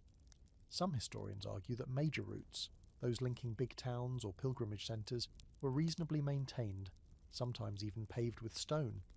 Others say that was the exception, not the rule, and that your average rural track was one muddy tantrum away from becoming a swamp. Honestly, both can be true. The route you're on now, it's mostly fine until it isn't. One minute you're strolling along, the next you're knee-deep in something that smells like regret and cabbage. But here's a fringe fact. In some areas, there were travel cooperatives, not official, but understood. Villagers along popular paths would provide shelter or food to travellers in exchange for news, favours, or reciprocal hospitality down the line. It was a kind of community-based travel insurance. Don't rob the guy with the turnips today, and next season his cousin might give you shelter during a thunderstorm. Survival, peasant style. You finally make it to the river crossing, soaked to the knee, barley sack intact. The ferry is just a flat-bottomed boat with a man who looks like he's been yelling at geese since the dawn of time. He grunts, takes your coin, and gestures for you to sit. The crossing is slow but peaceful. You watch the trees lean over the water, their reflections rippling. Somewhere upriver, someone's singing. Badly. Probably drunk. Still, it makes you smile. Travel, you realise, isn't always about grand distances. Sometimes it's just getting to the other side of the river without drowning. Sometimes it's about enduring the 1,000 small indignities of moving through a world not built for ease, but still doing it anyway. And there's something quietly powerful about that. You may not have maps, speed, or comfort, but you have determination. You have legs. You have the wisdom to tie your cloak tight and your bread in oilcloth. And you get there, eventually. You trudge back home at dusk, barley delivered, coins earned. The mud has dried a little, but your feet are sore and your donkey hates you even more than it did this morning. Still, as you crest the hill and see the flickering hearth lights of your village, you feel something like pride. You travelled. You braved the puddles. You didn't get eaten by wolves or robbed by bandits or swept away in a flood. And tomorrow you'll do it again, because that's what peasants did. They kept going, even through the mud. It starts with a low growl in the trees. Not a dog, not quite a bear. Something in between. You freeze mid-step, one hand on the handle of the small rust-blotted knife you keep in your belt, the other clutching your sack of dried peas like it's going to defend you. The growl fades, replaced by the crack of a branch, and then silence. That thick, alert kind of silence that presses against your ears like a held breath. You've made the mistake of travelling after sundown, and now you're off the main road trying to cut through the woods to make it home faster. It was a bad idea. You know that now. The sky's turning that deep purple colour that means real darkness is only minutes away, and the path beneath your feet has turned into a mess of roots and puddles and unseen holes. This is the part of peasant travel people forget. The fear. The very real, very physical dangers of stepping outside your village, especially when the sun is gone and the trees start whispering. Because let's face it, the medieval world was dangerous. Not just mildly inconvenient, not just rustic, but wild. The forest, the hills, even the roads, especially the roads, were full of things that could ruin your day or end your life. And for a peasant without protection, travelling wasn't just tiring, it could be fatal. Bandits were a constant worry. Not the Robin Hood kind with noble causes and great hair, more the desperate, violent, stab first, ask nothing later variety. Sometimes they were ex-soldiers who deserted after a war and decided robbing turnip farmers was more profitable. Sometimes they were just local outlaws who knew where to wait. Narrow passes, thick woods, the edge of town where the guards never look. You could lose your food, your coin, your shoes, or your life. And if it wasn't bandits, it was animals. Wolves were a real concern in much of Europe, especially in the colder months when food was scarce. Bears were rarer but possible. Boars, surprisingly, were worse. Angry, fast, and equipped with tusks that could slice through a man's thigh like a sickle through wheat. You might laugh, but several regions had specific warnings carved into stone markers. Beware of bores. When nature needs signage, you listen. Add to that the weather, torrential rain, unexpected floods, snowdrifts that could swallow a person. Roads turned into rivers. River crossings became death traps. Hypothermia was a concept peasants didn't have a name for, but they knew what it looked like. A curled-up body beside a frozen stream, lips blue, fingers stiff, a half-eaten crust still clutched in one hand. And yet, they travelled. Why? Because they had to. Because the fair was too important, or the monastery too far, or the harvest too short. You didn't travel because it was fun. You travelled because you needed food, money, healing, or sanctuary. And every trip, every single one, was a calculated risk. The church tried to help in its own way. Along major pilgrimage routes, you could sometimes find sanctuary stones, or blessed markers meant to ward off evil and offer guidance. They were more comfort than defence, but sometimes that was enough. Monasteries and abbeys offered shelter to travellers, and some towns employed watchmen who patrolled known trouble spots, though not often, and not very far out. There's a scholarly debate about just how unsafe medieval roads really were. Some argue that the dangers have been overhyped by chroniclers and romantic writers. After all, it's the dramatic stories that get copied down. The merchant robbed in the night, the nun dragged off by outlaws, the pious pilgrim devoured by wolves, or so the story goes. Others argue that we underestimate the daily risks faced by ordinary people on the move. The truth probably lives in between. Most journeys were uneventful, but when they went bad, they went really bad. And here's a strange little fringe detail. In some areas, travellers carried what were known as wolf crosses or beast wards, amulets made from iron, bone, or carved wood, often shaped like animals or stars. They weren't officially sanctioned by the church, but people swore by them, wore them around their necks, tied them to carts, buried them at crossroads. If it kept the wolves away, no one asked too many questions. You don't have a wolf cross, you have a stick, and a prayer you're only halfway sure is the right one. You hurry now, feet thudding against the wet ground, eyes wide. You tell yourself that the growl was probably nothing, a badger, a dog, a tree creaking in the wind. But the stories come flooding back. The boy who never came home from the fair, the merchant who showed up in town with one ear missing, the girl whose scarf was found beside the old well, though no one ever found her. You were told these stories to scare you, and it worked. At last you see the flicker of firelight, someone's hearth burning in the distance, a roof, a fence, the smell of smoke and soup. Your feet move faster. You break into a run. You don't stop until you're inside the gate, breath heaving, cloak soaked through, heart hammering like a smith's hammer on iron. No one laughs when they see you pale and panting. No one calls you foolish for being afraid, because they all know. They've all been out there, once or twice when the sun vanished and the woods came alive. That's the hidden part of peasant mobility. Not just that people moved, but that they did it despite the very real fear. That every journey was an act of quiet courage. That every arrival was a small victory. You eat that night with trembling hands. You try to laugh off your panic. But you notice, as you sit by the hearth, that everyone's leaning in a little closer to the fire. No one's looking at the door. No one's talking about what might still be out there, beyond the trees. Because travel wasn't just distance. It was survival. And sometimes the scariest part wasn't where you were going. It was everything you had to pass through to get there. The tavern smells like smoke, spilled ale, and a dozen unwashed men who've all apparently decided that bathing is an annual event. You wedge yourself into a corner near the hearth, half to stay warm and half to stay out of arm's reach of a man loudly insisting he once punched a bishop for cheating at dice. A likely story, but not entirely unbelievable in a place like this. Because taverns, as it turns out, are where the world gets noisy. You came here tonight with your cousin to trade a sack of dried peas for some bread and cheap beer. A simple errand. But now you're sitting with a wooden cup in your hands, surrounded by people from 5 different villages and one who claims to be from across the sea, though he won't say which one. Every time you try to leave, someone starts a new story, or someone stumbles into the room with a bit of news that feels too wild to ignore. This right here is the beating heart of medieval peasant travel. Not the road, not the church, not the market stall, the tavern. Taverns were more than just places to drink, though, let's be honest, that was a major part of their appeal.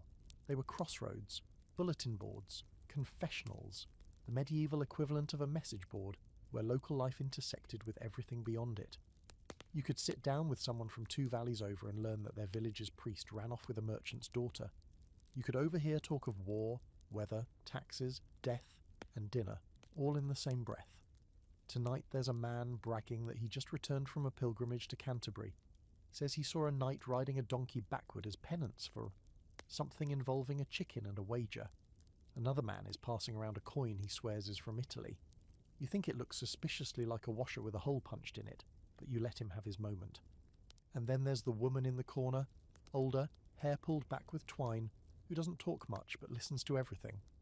Every now and then she'll mutter a correction, name a town someone mispronounced, or describe a path through the forest that avoids the worst of the marsh. She hasn't left this region in 30 years, but she knows every traveller who comes through. She's like the village archive with wrinkles.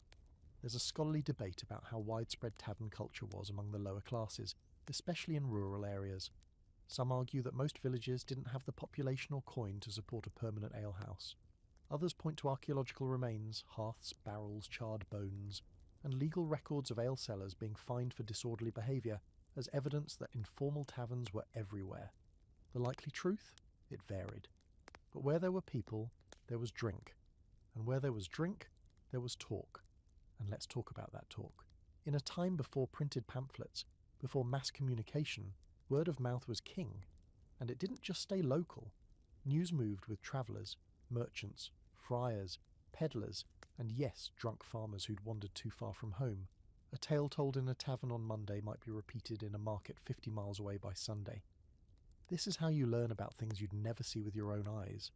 A new tax being imposed by the Crown, a strange illness making its way through the south, a shipwreck off the coast. The rumours change shape with every telling.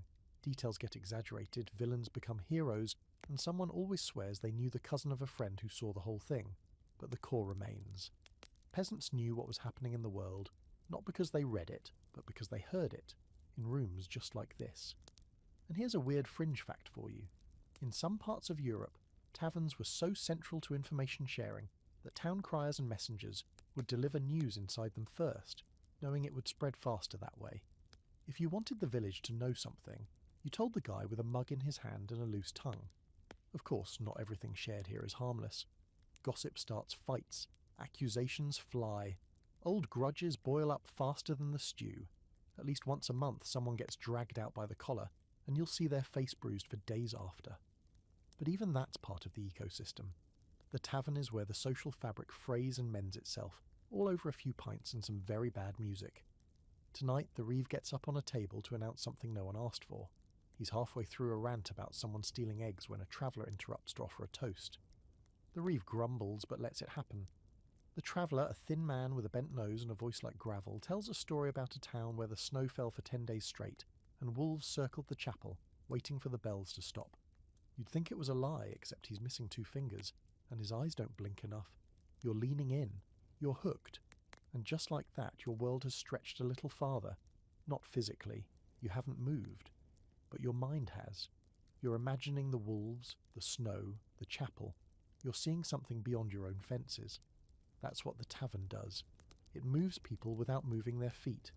It's the meeting point between your life and someone else's, between your truth and someone's exaggeration that might, just maybe, be real. You finally leave near midnight, drunk on stories more than drink. You and your cousin stumble into the cold, the stars shockingly bright. There's laughter behind you, someone singing off key, and the warm, familiar smell of peat smoke clinging to your clothes. As you walk back through the village, you realise something. The tavern isn't just where you hear about travel, it's often where you plan it. Where someone says, "I know a place hiring threshers," or "I heard they need thatchers near the abbey," or even just, "You should come with me next time." And maybe you will. Maybe one of these nights someone will say the right thing, the road will open, and you'll go. But until then you'll be back next week. Same hearth, same bench, different story. Because even for peasants, the road often starts with a rumour and a drink. The morning is crisp, your breath trailing behind you like a fog as you step outside and brace yourself for a day of walking. You're headed to the next village over, 7 miles, give or take, for a bit of trading, maybe a visit with your aunt, and if luck smiles on you, a look at that blacksmith's apprentice everyone's been whispering about since Easter. You've got bread, a packet of dried herbs, a coil of twine, and a hard lump of cheese packed into your satchel, but what you're wearing. That's where the real planning comes in. Because if you're a medieval peasant setting off on the road, you don't just throw on any old tunic. No. Travel means thinking ahead. What's the weather? What's the road like? Will you need to wade through a stream or cross someone's ploughed field? Will you pass through a churchyard, a noble's manor, or a patch of woods known for biting dogs? You reach for your cloak. Coarse wool, brownish grey, stained in at least 4 different shades of questionable. But it's warm and weatherproof. Well, mostly. You pull on your belt and check the loop where your knife hangs. Then you sling your satchel over your shoulder and tuck a bit of cabbage into your pocket. Not for a snack, but to chew on when your jaw gets bored. You'd be amazed how often that happens. Travel clothing for a peasant was never glamorous, but it was strategic. You needed clothes that could take a beating, mud, rain, thorns, sweat, and still be wearable the next day. A tunic long enough to cover your legs but short enough not to trip over. Leg wraps or hose if you were lucky. If you were really lucky, maybe some leather shoes with wooden soles that hadn't cracked yet. Most of the time, you wore what you wore every day, just layered or patched in clever ways. And satchels, essential, usually made from cloth or, if you could manage it, rough leather. They held your food, maybe a spare linen if you were staying overnight, a bit of thread and needle, some herbs for bruises, and a charm. Because you're not an idiot, and the forest doesn't care if you believe in curses or not. It's funny how we picture medieval people looking identical all the time. Sack-like clothing, brown and grey everything, all dressed like extras in a bad history film. But there was variation, even among peasants. Different cuts, different dyes, mostly muted, but some surprisingly vibrant if someone knew their way around madderroot or woad. You might pass a woman on the road with a red scarf or a man in blue-stained hose, and that flash of colour meant something. Wealth, maybe, or status, or just an aunt with access to a good dye pot. There's even a fringe theory that some travellers intentionally wore mismatched clothing or odd colours to make themselves appear a bit mad, deterring bandits or overly curious strangers. If someone thought you were half wild, they were less likely to bother you. You don't know if it's true, but you have seen a man in a tunic made of stitched-together sackcloth, one sleeve longer than the other, and a belt fashioned from what looked like a fishing net. No one asked him questions. You walk steadily, the road slowly softening under your boots as the frost melts. Every so often, you see signs that others have passed recently. Footprints, broken twigs, a bit of wool snagged on a fence post. One footprint is bare, which sends a chill down your spine. It's not a good sign when someone's walking barefoot this far from home. Either they've lost everything, or they never had much to begin with. Scholars sometimes argue about whether peasants had designated travel outfits. The general consensus is no. There weren't wardrobes for different occasions when you only owned 2 tunics, and one of them had holes in places you try not to think about. But peasants did prepare, they layered, they packed, they borrowed things when they had to. Travel wasn't glamorous, but it was deliberate, and your clothes weren't just about function. They told a story. That patch on your shoulder, sewn by your sister last winter when the goat bit a chunk out of it. The frayed edge of your cloak, from slipping on a wet log 2 summers ago near the monastery. Every mark, every stitch, every mud stain is part of the record. You wear your road. As the village comes into view, you smooth your hair and adjust your belt. First impressions matter, especially when you're the outsider walking in. You pass a group of children who stare at your boots like they've never seen decent leather.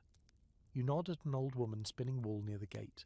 She eyes your cloak, sniffs, and says, "Rain by sundown." You nod again, because she's probably right.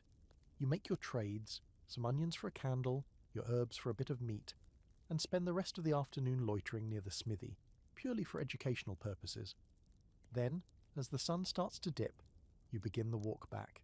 It's colder now. You wrap your cloak tighter, pull your hood low, and reach for the piece of cabbage in your pocket. It's not exactly a feast, but it'll do. By the time you return home, your boots are soaked through, your left sleeve is mysteriously ripped, and your satchel smells faintly of smoked fish, even though you didn't buy any smoked fish. Travel always changes something, even if you don't notice it right away.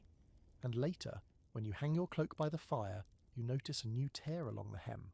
Another mark, another stitch waiting to be sewn, another memory stitched into the fabric of your life. Because even the way peasants dressed when they travelled tells a story. Not one of fashion, but of endurance, of movement, of knowing how to prepare for a road that rarely goes easy on anyone. And cabbage in the pocket? Surprisingly effective. You're leaning on a fence post after chores, staring across the field as the sky goes golden and soft. There's a breeze that smells like crushed grass and chimney smoke, and for once, everything is still, peaceful, predictable, which is, honestly, why you feel so itchy inside your own skin. Because sometimes the sameness of it all, the clink of tools, the squawk of geese, the exact shape of clouds above your village, becomes a kind of cage you can't quite see. You don't hate your life. It feeds you mostly, keeps you warm mostly, but the feeling is still there. The itch, the craving for something else. Even if you don't know what that something is, you start walking. Not for a purpose, no market list, no pilgrimage, no errand from your mother, just walking. The light is soft, the path is empty, and your feet need motion. That's all. And somehow, that's enough. Because sometimes peasants didn't travel for something. Sometimes they just did. They wandered. They looked for views. They followed stories or curiosity or a strange feeling that maybe life wasn't supposed to be confined to 2 muddy fields and a chapel. You've heard people talk about wanderlust, though no one in your village would use that word. They'd just say someone had itchy feet, or a mind like a bird. The miller's daughter, for example. She once followed a fox into the woods and didn't come back until 3 days later, claiming she'd met a hermit who gave her a walnut carved into the shape of a dragon. Your uncle says she was probably drunk. Your cousin says she's mad. But you think she just needed out. There's this idea in modern history that medieval peasants never moved unless forced to. War, famine, marriage, taxes. But there's plenty of quiet evidence that sometimes they just wanted to go. No reason, no plan, just walking, looking, being somewhere else for a while, and there was space for that if you were clever about it. The forest paths were unofficial roads, not mapped, not monitored, not always safe, but they connected places in ways the official routes didn't. You could follow them to find wild herbs, or secret ponds, or a clearing where some long-gone traveller carved a face into a tree trunk. You could walk until the sounds of your village faded, and the only noise was birdsong and the distant call of deer. In those moments, you weren't a villain, or a daughter, or a tenant. You were just a body with feet and a direction. Of course, you didn't always come back with treasure. Sometimes you came back with blisters or thorns in your cloak, or a cold that lasted 3 weeks. But there were days, just a few, when you found something strange. A circle of mushrooms, a carved stone, a hill where the air felt wrong in your lungs but beautiful in your ears. Something that felt older than you, deeper than the fields. There's a fringe account, half folklore, half buried in a forgotten parish register, about a boy who walked all the way from a village near York to the cliffs of Dover just because someone told him you could see France on a clear day. He left with nothing but a walking stick and a pack of bread. Took him 3 weeks. When he came back, he said the sea looked like a god with its eyes closed. Then he became a baker. Didn't change the world. But he went. Wandering like this wasn't always admired. Some people thought it meant idleness. If you've got time to roam, you've got time to thresh, the reeve once snapped at your cousin, who had the audacity to follow a rainbow across 2 fields and came back with stories about a village with blue chickens. But there were others, quiet ones, who nodded, who understood, who remembered the time they walked just to walk. Scholars tend to lump all peasant movement under migration or mobility, as if every step had to have a socio-economic function. But there's a growing debate, mostly among younger historians, about whether we're overlooking the emotional, even spiritual side of travel. That maybe not everything was survival or transaction. Maybe peasants had inner lives complex enough to want beauty, stillness, the unknown. You pause on a hill now, the sky melting into pink and violet. In the distance, you see smoke rising from a village you've never visited. You could keep walking. It would be easy. The road is open. The breeze is kind. Your feet feel strong, but you don't. Not tonight. You turn back. Not because you must, but because there's a stew waiting and a dog that always howls if you're late. But something has shifted. The path is yours now. You know you can walk it again. Further. Longer. You know there's nothing stopping you but time and weather. And that's the quiet truth. Peasants could be travellers, even if they didn't pack bags or get fancy titles for it. Even if they just walked to the next rise, looked out, breathed deeply, and came back with pockets full of leaves. You reach the village as the first stars appear. No one notices your absence. No one asks where you've been. And that's fine. Some journeys aren't for telling, they're just for feeling. So next time someone says medieval peasants never saw beyond their fields, remember this. The road doesn't care who you are. It doesn't ask for permits. It just stretches forward. And sometimes you follow it, not to escape, or survive, or sell, but simply to see. The scribe arrives at noon with a scroll in one hand and a donkey in the other. He's wearing a too-short cloak that flaps as he walks, and a hat that would be impressive if it weren't wilting under the weight of the sun. His boots are cracked, his fingers ink-stained, and his expression has the same kind of worn patience as your grandfather's ox. Everyone stops what they're doing when he shows up, because no one, not the reeve, not even the priest, walks around with an official-looking scroll unless something unpleasant is about to happen. And today is no exception. By royal ordinance, the scribe announces, his voice hoarse from road dust and probably regret, all tenants of this manor are henceforth required to provide 2 days of labour per household for the construction of the new bridge at Greystone Ford. A groan ripples through the crowd like wind through wheat. Greystone is 12 miles away, 4 hours on foot, longer if it rains. You glance around and see the same expression on every face. That tight, silent calculation of how much work you'll miss, how much food you'll need to carry, and whether your boots will survive the trip. Because sometimes peasants didn't travel by choice. Sometimes they were moved by law, by crown, by church. Whether for bridges, ditches, roads, or royal whims, the command came from above, and your feet were expected to obey. This was called corvée labour, one of the many delightful obligations baked into medieval peasant life. A fancy term for congratulations, your back belongs to someone else now. Lords, kings, abbots, they all had projects, and they didn't pay for labour when they could just demand it instead. So next week, you and half the village will pack tools, food, and whatever scraps of patience remain, and trudge down the long, puddle-ridden track to Greystone Ford. You'll clear brush, move stones, dig foundations, all under the supervision of someone who probably hasn't touched a shovel in his life. But here's the thing, even forced travel is travel. You leave your home, you see new faces, you learn new curses, and if you're lucky, you trade gossip with a stranger who knows where the roads are smoothest or where bread costs the least. When you arrive at Greystone, the scene is controlled chaos. Dozens of peasants from different villages have been summoned for the same task. The air smells of wet wood, sweat, and the vague hopelessness of state-funded infrastructure. Everyone has a job, hauling, hammering, cutting. You're assigned to stone carrying, of course. But in the evenings, when the tools are down and the sun is low, something strange happens. People talk. They sit around fires and swap stories, trade food, ask questions. Where are you from? What's your lord like? Did the plague hit your village last year? Know anyone in Hearthwick? Is it true there's a talking bird living in the bishop's tower? This is where the human side of peasant travel shines. Even under pressure, even in forced labour, there's connection. Networks. Tiny sparks of shared knowledge lighting up between people who, on paper, are supposed to live and die in isolation. You meet a girl from 2 manors over who tells you about a place where the landlord only demands 2 chickens a year in rent. Another boy brags about a secret market that opens before dawn in the woods. Someone else tells you how to waterproof your boots using sheep tallow and prayer. You don't know if any of it's true, but it doesn't matter. Your world is expanding anyway. There's a scholarly argument, because of course there is, about whether corvée labour should count as meaningful peasant movement. Some say it doesn't, because it wasn't voluntary, and because peasants were expected to return home right after. Others argue that it absolutely counts, because it created opportunities for exposure, learning, and even escape.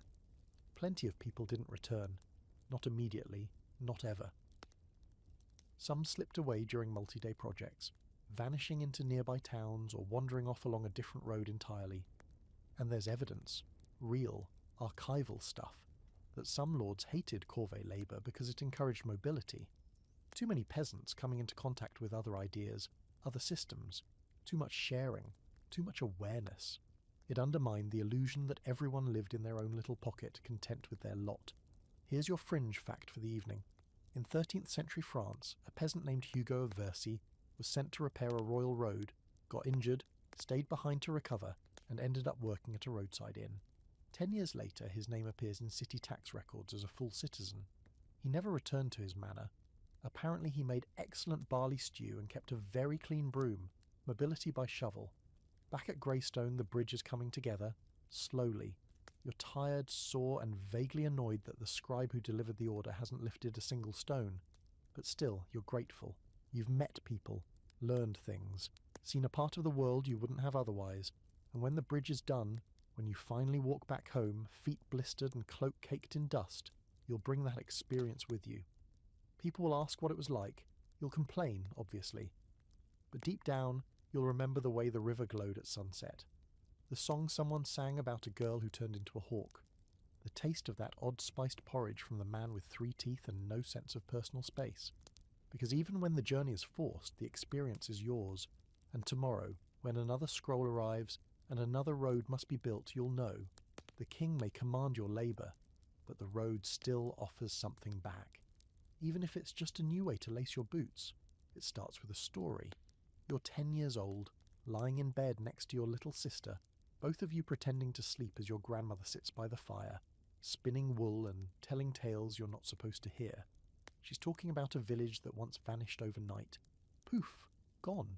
Just smoke where houses had been, and a trail of silver coins leading into the woods.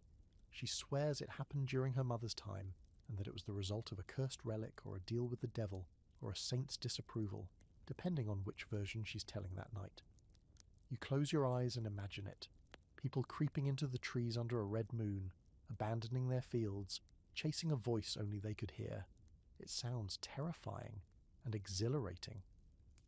That's your first lesson in travel, not maps, not measurements, but stories. Local legends passed from mouth to mouth, shaping your sense of what's out there, not by fact, but by feeling. Because long before you ever leave the village, your imagination already has. It's easy to think that medieval peasants lived in small, claustrophobic mental worlds, with no sense of what lay beyond the next hill. But that's not quite right. They had narratives, tales of saints and sinners, dragons and ghosts, miracles and disasters.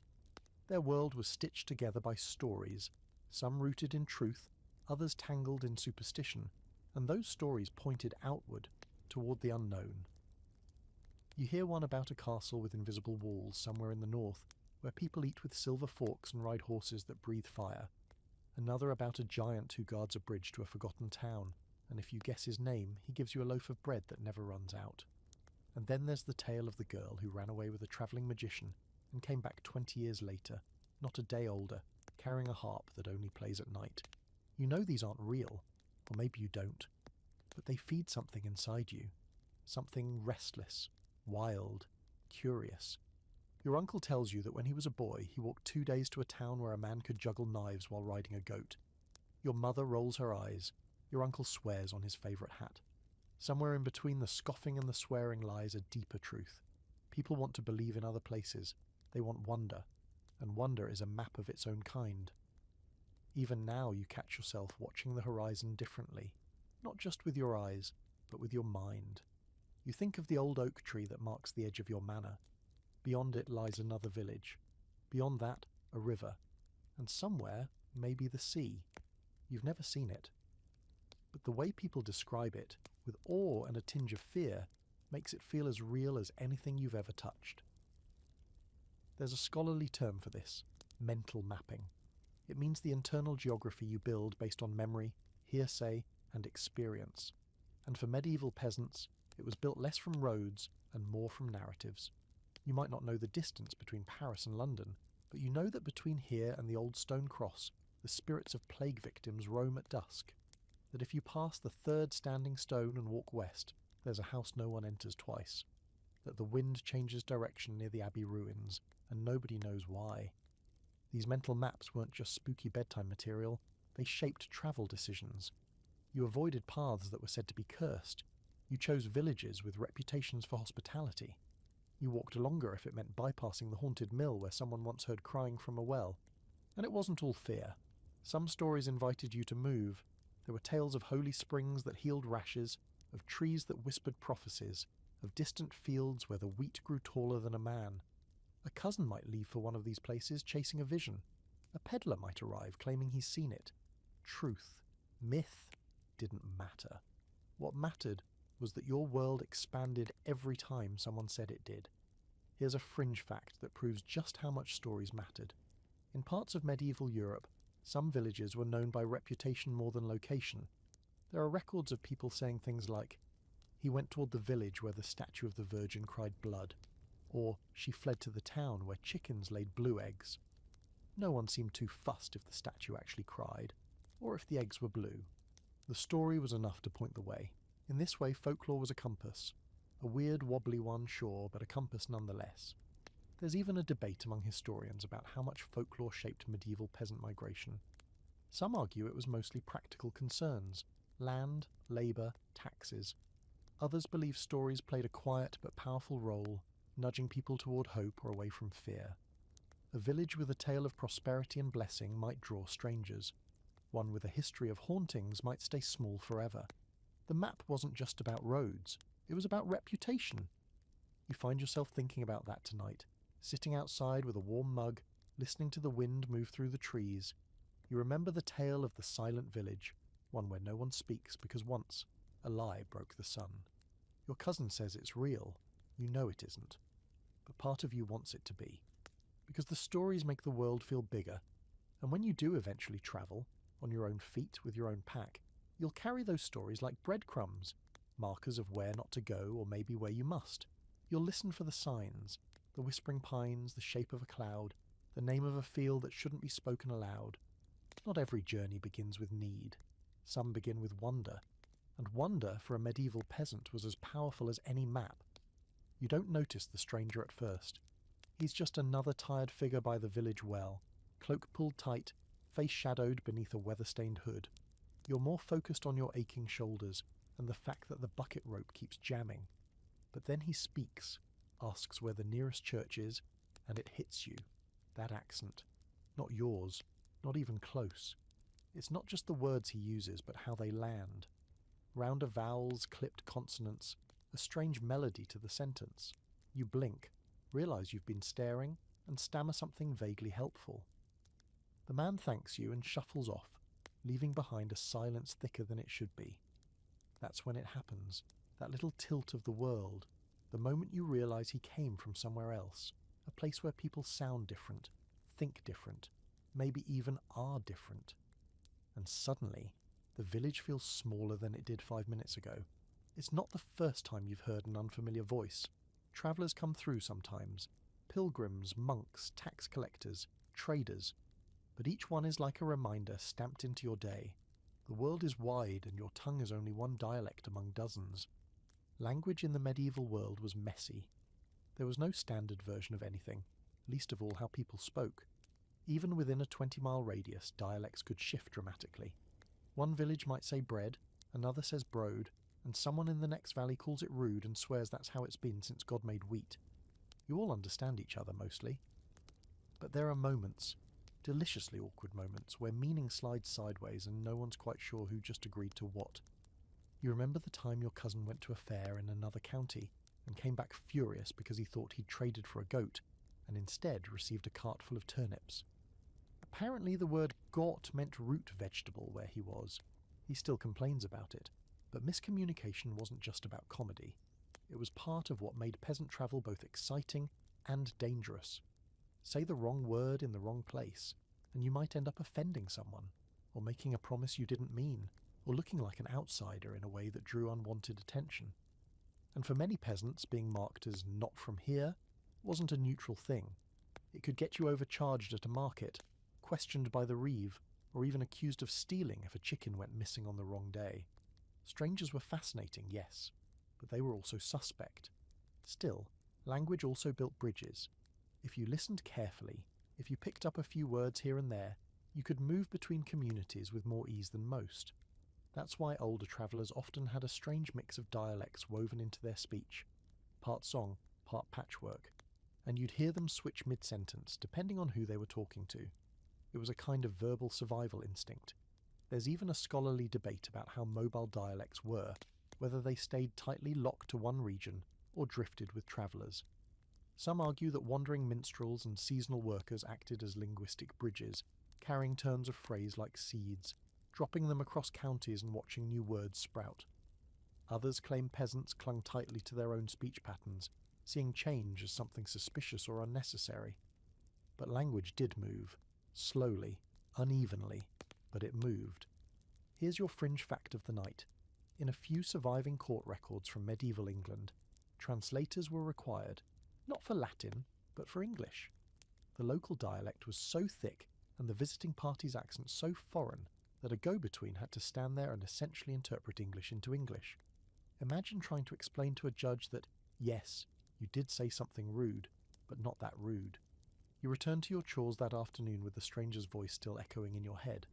Later you'll ask Father Odo where the man came from, and he'll say something vague like, the south, or near the river towns, which is basically a shrug in words. The man is gone by morning, and you'll never see him again. But he leaves a kind of mark, one of those invisible shifts that you can't explain, only feel. It's not just language, it's identity, accent, tone, phrasing. It all tells people where you're from, who you are, whether you're safe, whether you belong. And every time you speak in a new place, you gamble a little, you reveal yourself. But there's another side to it. You also learn, you listen, you adapt. Your cousin, the one who traded for turnips instead of a goat, ended up marrying a girl from that same village. Now he says rude too. That's how it goes. Words travel. People follow. You start paying more attention now when travellers speak. You notice the way they shape their vowels, the names they use for things you've always called something else. It's not just curiosity, it's strategy. If you ever go farther than your familiar fields, you'll need to speak in a way that keeps you safe, or at least fed. And who knows? Maybe one day you'll be the stranger by someone else's well, asking directions, watching someone's eyes widen at the way you say milk or roof or field. Maybe you'll laugh and explain, or maybe you'll keep walking, letting them puzzle over you after you're gone. Because in the world of the peasant traveller, language isn't just communication. It's a marker, a tool, a test, and sometimes a door. When you first see him walking down the road, you don't recognise him. The beard is new, so is the limp. He carries himself differently now, less like someone who belongs to a place, and more like someone who's walked away from several. His cloak is patched in at least 4 colours, his boots are scuffed past salvation, and there's a kind of tired pride in the way he holds his pack across his shoulders. It's only when he draws close, and someone shouts his name, twice before it registers, that you realise it's your cousin Mathis. Gone 2 years, maybe more. Everyone thought he was dead, but here he is, dusty and alive, with a grin that's half apology and half, "You wouldn't believe me if I told you." He doesn't offer many details, not at first, just says he was working, travelling, finding things out, which could mean anything, could mean everything. You don't press him. Instead, you sit and listen as he peels off layer after layer of road grime and lets the stories spill out like loose grain. He's been to 4 towns, 3 fairs, 1 abbey, and a port village where the wind stank of fish and the women swore like sailors. He worked on a merchant's barge for a while, loading crates and sleeping on sacks of barley. He nearly got arrested in a market brawl that wasn't his fault. He saw the sea, and yes, it is as big as they say. You listen, wide-eyed, half in awe and half trying to imagine yourself doing the same. Not because you doubt him, but because you've changed too. And part of you wonders, if he hadn't come back, would you have recognised who he became? That's what travel does. It doesn't just stretch your legs, it stretches your sense of self. And when a peasant leaves the village, whether for a year, a season, or just long enough to taste another life, they come back different. Not always visibly, but fundamentally. Mathis walks like a man who knows how to sleep anywhere. He eats slower now, savouring each bite like it might be the last decent meal he sees for a while. He has opinions, loud ones, about salt, shoemakers, and the price of cider in towns you've never heard of. But more than that, he sees things differently. He watches people carefully. He asks strange questions, and when you joke about the Reeve being stingy with grain rations, he just laughs and says, "You think he's bad?" You should have met the steward in Alderbrook. Re-entry isn't always easy. His mother sobs with relief, then scolds him for not writing, until he reminds her he never learned how. The Reeve asks where he's been and raises an eyebrow when Mathis shrugs. Some villagers are thrilled to see him. Others mutter about unreliable men and whether he's come back with disease, trouble, or worse, ideas. And he has brought ideas. Ideas about towns where peasants get paid for extra work, about markets where the Lord's men don't take a cut of everything, about women who own their own shops and schools that teach boys who aren't noble, ideas that make people lean in or lean away, because a travelling peasant brings more than stories. They bring change. There's a scholarly debate about how often peasants really return to their home villages after extended travel. Some argue that most did, that the village was still home, still safer, still theirs. Others point out that once someone saw a broader world, they often stayed in it, becoming town labourers, monks, even soldiers. But those who did return, they became bridges. Between the closed world of the manor and the shifting one beyond, Mathis is that now. A bridge. A reminder that life doesn't have to be one plough, one harvest, one cold winter after another. He teaches your youngest brother how to mend a sandal with a bit of wire he picked up from a cooper in the south. He helps your mother build a better smokehouse, because he saw one shaped like a dome in a mountain village and swears it traps heat better. He even draws, badly, what he remembers of a windmill that turned sideways instead of up. No one believes it would work, but they remember it anyway, and slowly, over days and weeks, your village absorbs him again. Not fully. He'll always be a little different now, but his stories become part of the rhythm, his presence, proof that leaving doesn't mean forgetting, or vanishing. One night, sitting by the fire, he tells you something he hasn't told anyone else. "I almost didn't come back," he says quietly, "not because I didn't want to, just because I didn't know if I still fit here." You understand that more than you say. There's a fringe tale you remember from a wandering priest who passed through once, about a woman who went on pilgrimage, found a job in a cathedral town, and when she returned home years later, her own brother didn't recognize her. She'd changed her clothes, her speech, even her name. He turned her away at the door. She left without a word and no one ever saw her again. Maybe it was just a cautionary tale, or maybe it was a warning. Travel changes you, and the place you left might not change with you. But Mathis came back, and your village, in its own slow, muddy way, let him. Now you watch him helping repair the grain store roof, arguing with the reeve, laughing with the baker's daughter. He still limps, still flinches in his sleep sometimes, but he's here. And in every story he tells, every tool he teaches someone to use, you hear a quiet truth. You can leave and still return.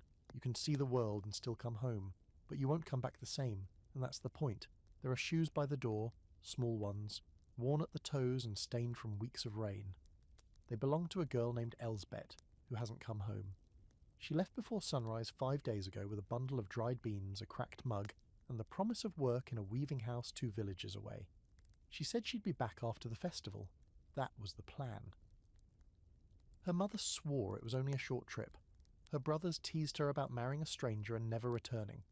She rolled her eyes, laughed, and waved them off. Now her shoes sit untouched, and her name hangs in the air like the echo of a bell that stopped ringing but won't quite fade. Disappearance in a medieval village is a quiet kind of grief.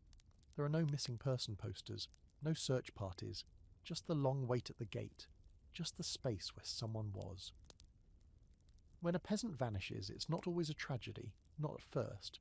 Sometimes it's just a detour, a delay, maybe a longer job, maybe rain flooded the road, maybe she lost her way, or stopped to help a sick pilgrim.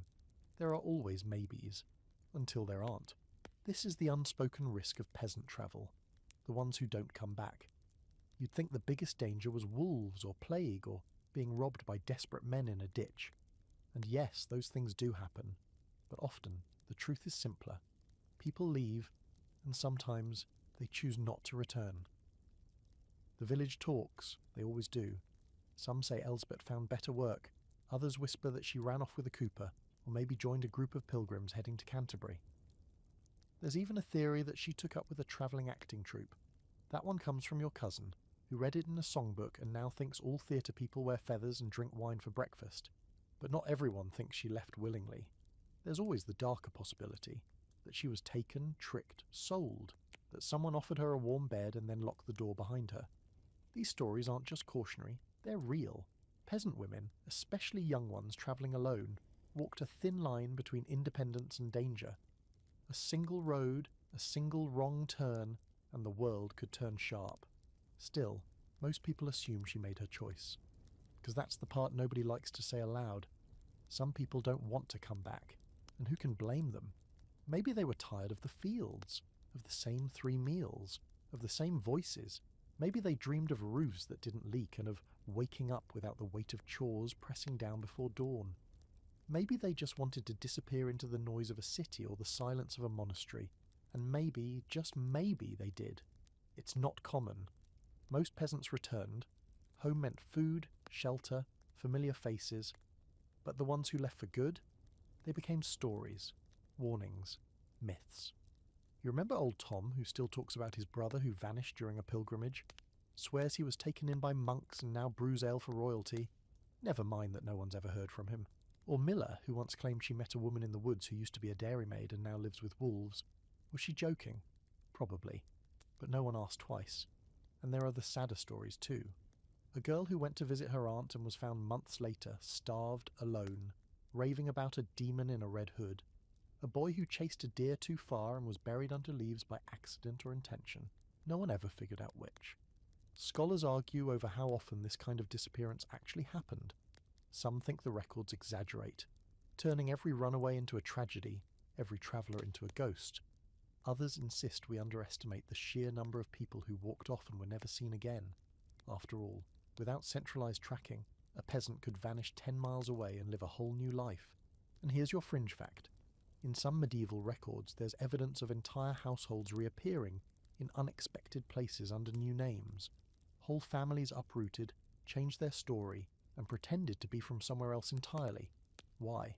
To escape taxes, or war, or maybe just to start over.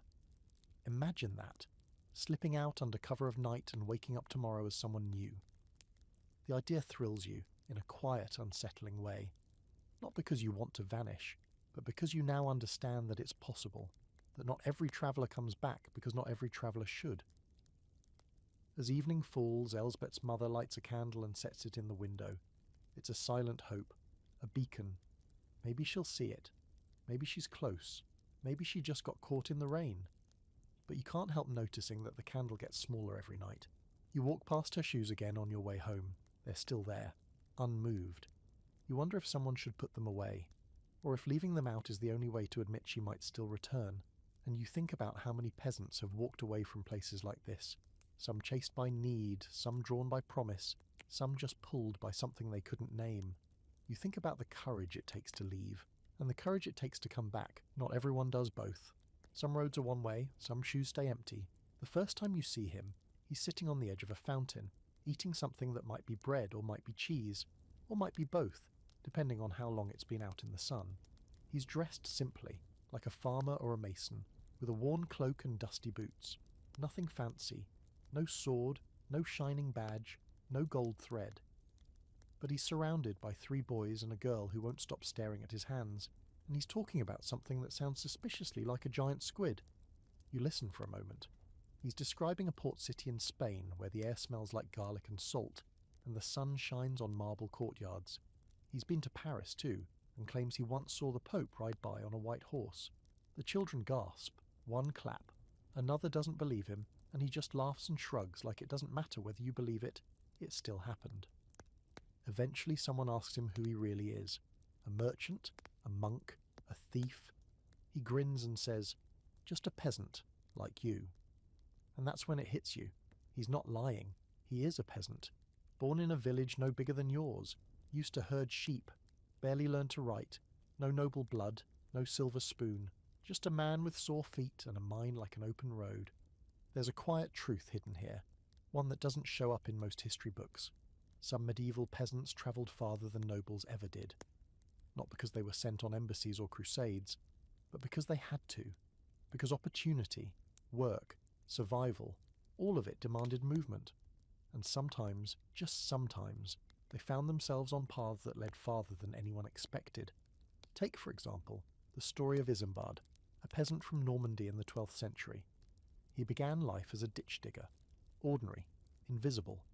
But over time, he joined a merchant caravan as a labourer, learned some Latin from a travelling monk, and eventually found himself in Constantinople working as a porter near the docks. His name appears in 3 different city ledgers. He died owning more boots than most peasants had ever seen. Or the case of Maria of Lübeck, a linen spinner who followed a pilgrimage route south and ended up in Rome, where she worked in a tavern for over a decade and sent coin back to her family every harvest season. She never came home, but her letters did, carried by friars and traders and anyone with a pocket and a decent sense of direction. Nobles, on the other hand. Many of them didn't travel far. Some never left their own lands, managing estates and fighting small wars within 50 miles of where they were born. Why would they leave? Everything they wanted, comfort, power, food, walls, was right there. But peasants? They didn't have anchors. They had motives, seasonal work, famine, opportunity, fairs, festivals, healing springs, long-lost cousins, or just the knowledge that someone in a nearby town needed hands and had coin. They followed rumours like maps. There's a growing scholarly conversation about this, how we've traditionally underestimated peasant mobility. Not just mobility in the social sense, but literal movement. The kind of physical, dusty, footsore travel that leaves your knees aching and your skin sunburnt. Records are sparse because no one wrote poems about peasant wanderers, but they left traces, unexpected burial sites, name mismatches in tithing rolls, spindle whirls in cities where no one remembers the weavers arriving. People moved, a lot more than we once thought, and here's a little fringe detail for your collection. Some peasant travellers kept journals. Not often, and rarely well written, but they existed. Scraps of parchment tucked into satchels or passed to monks for copying. A few have survived. Lists of places, descriptions of meals. One includes a drawing of a particularly ugly donkey with the note, "He bit me and ate half my bread." I named him Satan, a crude kind of travel blog, but genuine. Back at the fountain, the peasant traveller stands, brushing crumbs off his tunic. The children beg for one more story. He gives them a quick one, about a cat that survived a shipwreck, lived in a monastery, and was later elected mayor of a small town. Almost certainly made up, but they love it. As he walks away, someone asks him if he's going home. He pauses, looks out over the rooftops and says, "Not yet." There's always something else to see. And that stays with you, because this man, who wears no seal, bears no title, has seen more than your Lord ever will. He's walked into cities with gates higher than church towers, heard sermons in languages he didn't know existed, slept under olive trees, eaten food so spicy he cried. He's been poor the entire time. His hands are blistered, his knees creak, and half his teeth are gone. But he's seen the world. It makes you rethink what it means to be lowborn. If travel is knowledge, and knowledge is power, then maybe, just maybe, the world is a little more upside down than people say. Because the road doesn't care about titles. It doesn't ask for lineage or coins. It asks for feet, for grit, for a willingness to keep walking even when the weather turns. And in that sense, peasants, those forgotten, underestimated, undershoed travellers, may have been the most worldly people of all. You sit a while longer after he's gone, watching the road where he disappeared, and you wonder if maybe it's your turn next. The wind picks up just as you pass the old hollow tree, the one that creaks like it's got secrets. You know the path well, stones, mud, a sharp bend near the blackberry bushes, but today it feels different, not because of anything you see, but because of what you know. You've walked every kind of road by now, travelled for fairs, feasts, prayer, war and work. You've been soaked through, sunburnt, frozen stiff, and stared at by people who thought your accent meant outsider, and still your feet move forward, because they always have. Tonight you're heading home from the next manor over, where you'd been helping harvest apples and replace a collapsed barn roof. Not glamorous, but decent coin and even better company. 2 cousins, a reeve with a sense of humour, and a cook who swore by lard and sage in everything, including the cider. You stayed longer than planned, but they didn't mind, and neither did you. It's late now, and the path is quiet. But as you walk, your mind drifts, not just to the day, but to everything you've seen over the years. And here it is, finally. The truth no one ever told you when you were young and thought the world ended at the churchyard. Peasants travelled, not all, not always, not easily. But more than the myths would have you believe, the idea that they were tied to their village like a chicken to a post, that they never saw beyond their own fields, that's comfortable fiction, easy to teach, easy to believe. But it's not the whole story. You know, now that peasants walked, they wandered, they got drafted, married, chased, hired, blessed, cursed, or simply curious enough to go. Some returned, Some didn't. Some got lost.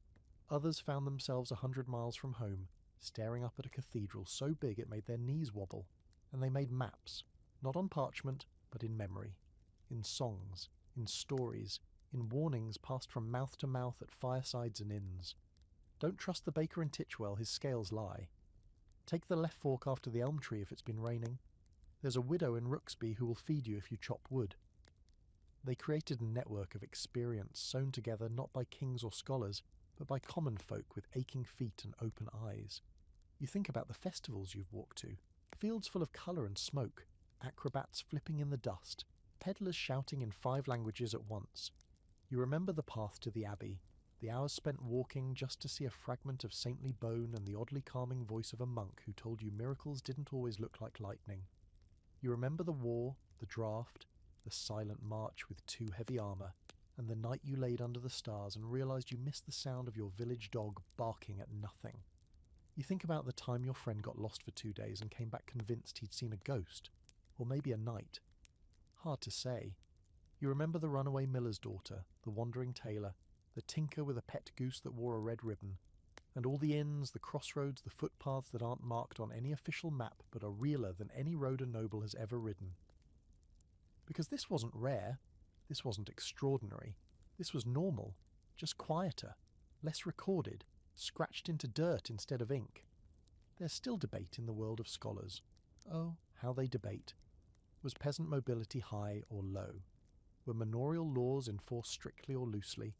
Was freedom of movement the exception or the rule? The records are murky, the answers slippery, but the evidence whispers from every direction.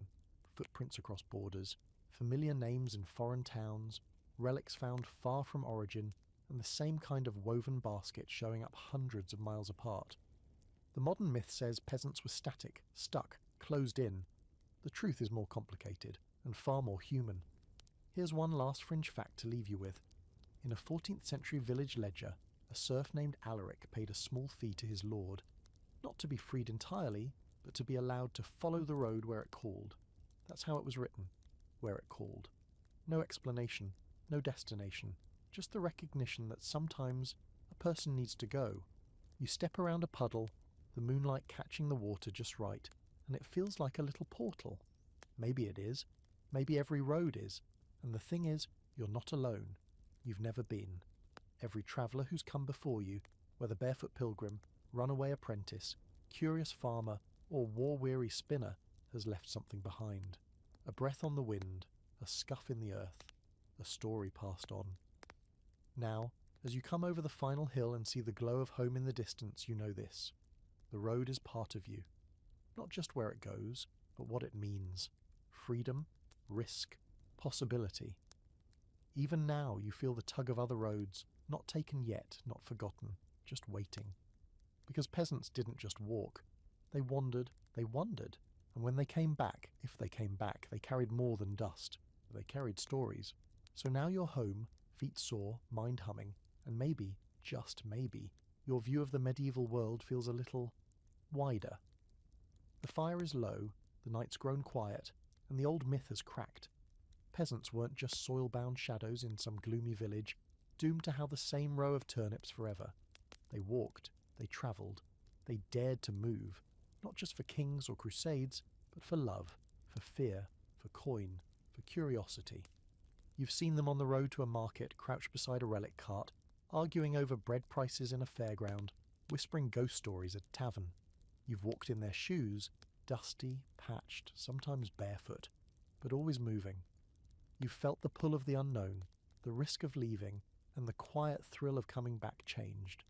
And maybe the biggest truth of all, they weren't all that different from you, because even now, centuries later, we're still wanderers at heart, still chasing stories, still asking what lies beyond the next bend in the road, still hungry for something new, even when we don't know quite what it is. So if you ever feel stuck, hemmed in by routine or expectation, remember this: your ancestors walked, farther than you'd guess, with less than you'd want, for reasons more human than history ever gave them credit for. And they didn't ask permission.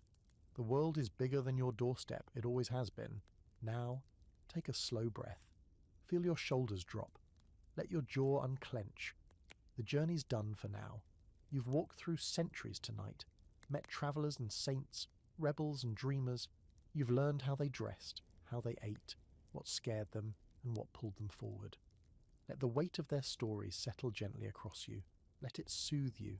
Let it remind you that movement is natural, that staying and going both carry meaning, and that your story, like theirs, is still unfolding. Sleep well, traveller.